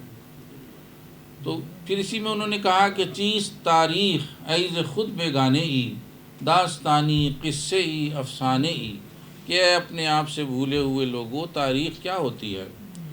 داستان ہے، کوئی قصہ ہے، کوئی افسانہ ہے۔ ان ترا از خویشتن آگاہ کند، تاریخ آپ کو اپنے آپ سے آگاہ کرتی ہے۔ آشنا یہ کار و مرد راہ کند، آپ کو آپ کا کام سجھاتی ہے، سکھاتی ہے، بتاتی ہے اور مرد راہ بناتی ہے۔ اور اگر مرد راہ بننا ہے تو آپ کو اپنی تاریخ سے واقف ہونا چاہیے۔ رشتہ یہ ایام را آور بدست، ورنہ گردی روز کورو شب پرست۔ آپ کا زمانے کے ساتھ تعلق جو ہے اس کا سلیقہ آپ کو عطا کرتی ہے، ورنہ آپ کے دن تاریک ہو جائیں اور آپ شب پرستی کا شکار ہو جائیں گے۔ سرزند از ماضی تو حال تو، خیزد از حال تو استقبال تو وہ آپ کے ماضی سے آپ کے حال کو برآمد کرتی ہے اور آپ کے حال سے آپ کے مستقبل کو آپ سے متعلق کر دیتی ہے۔ مشکن ارخواہی حیات لازوال، رشتہ یہ ماضی ز استقبال و حال۔ اگر آپ حیات دوام چاہتے ہیں، لازوال زندگی چاہتے ہیں، تو اپنے ماضی کو اپنے آج سے ٹوٹنے نہ دیں، اپنے اس تعلق کو منقطع نہ ہونے دیں۔ رشتہ یہ ماضی ز استقبال و حال، حال اور مستقبل کے تعلق کو برقرار رکھیں۔ اس تعلق کو برقرار رکھنے سے ہی زندگی کا سفر آگے بڑھے گا۔ میں ایک بار پھر آج کی تقریب کے تمام شرکاء، تمام مہمانوں، تمام حاضرین مجلس، خواتین و حضرات، آپ سب کے شکریہ کے ساتھ اور ان کلمات پر اپنے اظہار سپاس کے ساتھ جو میرے استحقاق سے بڑھ کر تھے، اور اس خیال کے ساتھ کہ میں کوشش کروں گا کہ میں ان کلمات کے مطابق خود کو بنانے کی کوشش کروں جیسے کہ یہاں اظہار کیا گیا۔ بہت شکریہ۔ بے حد شکریہ جناب ڈاکٹر زاہد منیر عامر صاحب۔ اور اب اختتامی کلمات کے لیے صاحب صدر جناب مسعود علی خان صاحب۔ بسم اللہ الرحمن الرحیم۔ معزز صدارتین و حضرات، جناب خالد محمود صاحب، امجد اسلام انجم صاحب، مجیب الرحمان شامی صاحب اور ڈاکٹر ریزی صاحب، اور خاص کر ڈاکٹر زاہد منیر عامر صاحب، میں کیونکہ وقت کی کمی بھی ہے اور بہت کچھ کہا جا چکا ہے، اور بساتھ میرے ذہن میں یہ بھی ہے کہ مغرب کا نماز کا وقت بھی ہو چکا ہے، تو اس لیے میں مختصر چند الفاظ آپ سب صاحبان کا، خواتین اور حضرات کا شکریہ ادا کرتے ہوئے میں آخری الفاظ میں صرف زاہد منیر عامر کے بارے میں یہ ضرور کہنا چاہوں گا کہ میں ان کو اس وقت سے جانتا ہوں جب یہ سرگودا کالج میں طالب علم تھے بی اے کے، تو اس وقت سے یہ میرے پاس آیا کرتے تھے اور بڑے ابا کے بارے میں مجھ سے بھی آ کے تبادلہ خیال کیا کرتے تھے۔ آج جب مجھے پتہ چلا کل شام کہ آج زاہد منیر عامر صاحب کی کتاب کی رونمائی ہے، تو میں نے کہا بھئی اور میں کہیں جاؤں نہ جاؤں، میں آج ضرور جاؤں گا کیونکہ زاہد منیر عامر نے کتاب لکھی ہے اور وہ میں ضرور سننا چاہوں گا ان کے منہ سے آپ کے ساتھ۔ جہاں تک مولانا ظفر علی خان کے بارے میں سمجھتا ہوں کہ مجیب الرحمان شامی بیٹھے ہیں اور خالد محمود صاحب، ڈاکٹر پرویز دیوسی صاحب، ان سے اور زیادہ کون کوئی جانتا ہوگا ان کو، لیکن میں چلتے چلتے آخر میں صرف ایک شعر ان کا ضرور عرض کرنا چاہوں گا۔ نہ کی روزی کرک اس نے میری سرکشی پر بھی، نہ کی کرک اس نے روزی میری سرکشی پر بھی، خدا بندان لندن سے میرا پروردگار اچھا۔ یہ ان کے خیالات تھے، اور آخر میں ڈاکٹر صاحب کو پھر مبارک دوں گا کہ یہ کاوشیں اور کرتے رہیں اور اس قسم کی کتابیں لکھتے رہیں، اور میں یہ بھی کہنا چاہوں گا کہ یہ مولانا ظفر علی خان پہ سند کہا جاتا ہے۔ تمام مقررین اور سامعین کا بے حد شکریہ۔ تقریب کے باقاعدہ اختتام کا اعلان کیا۔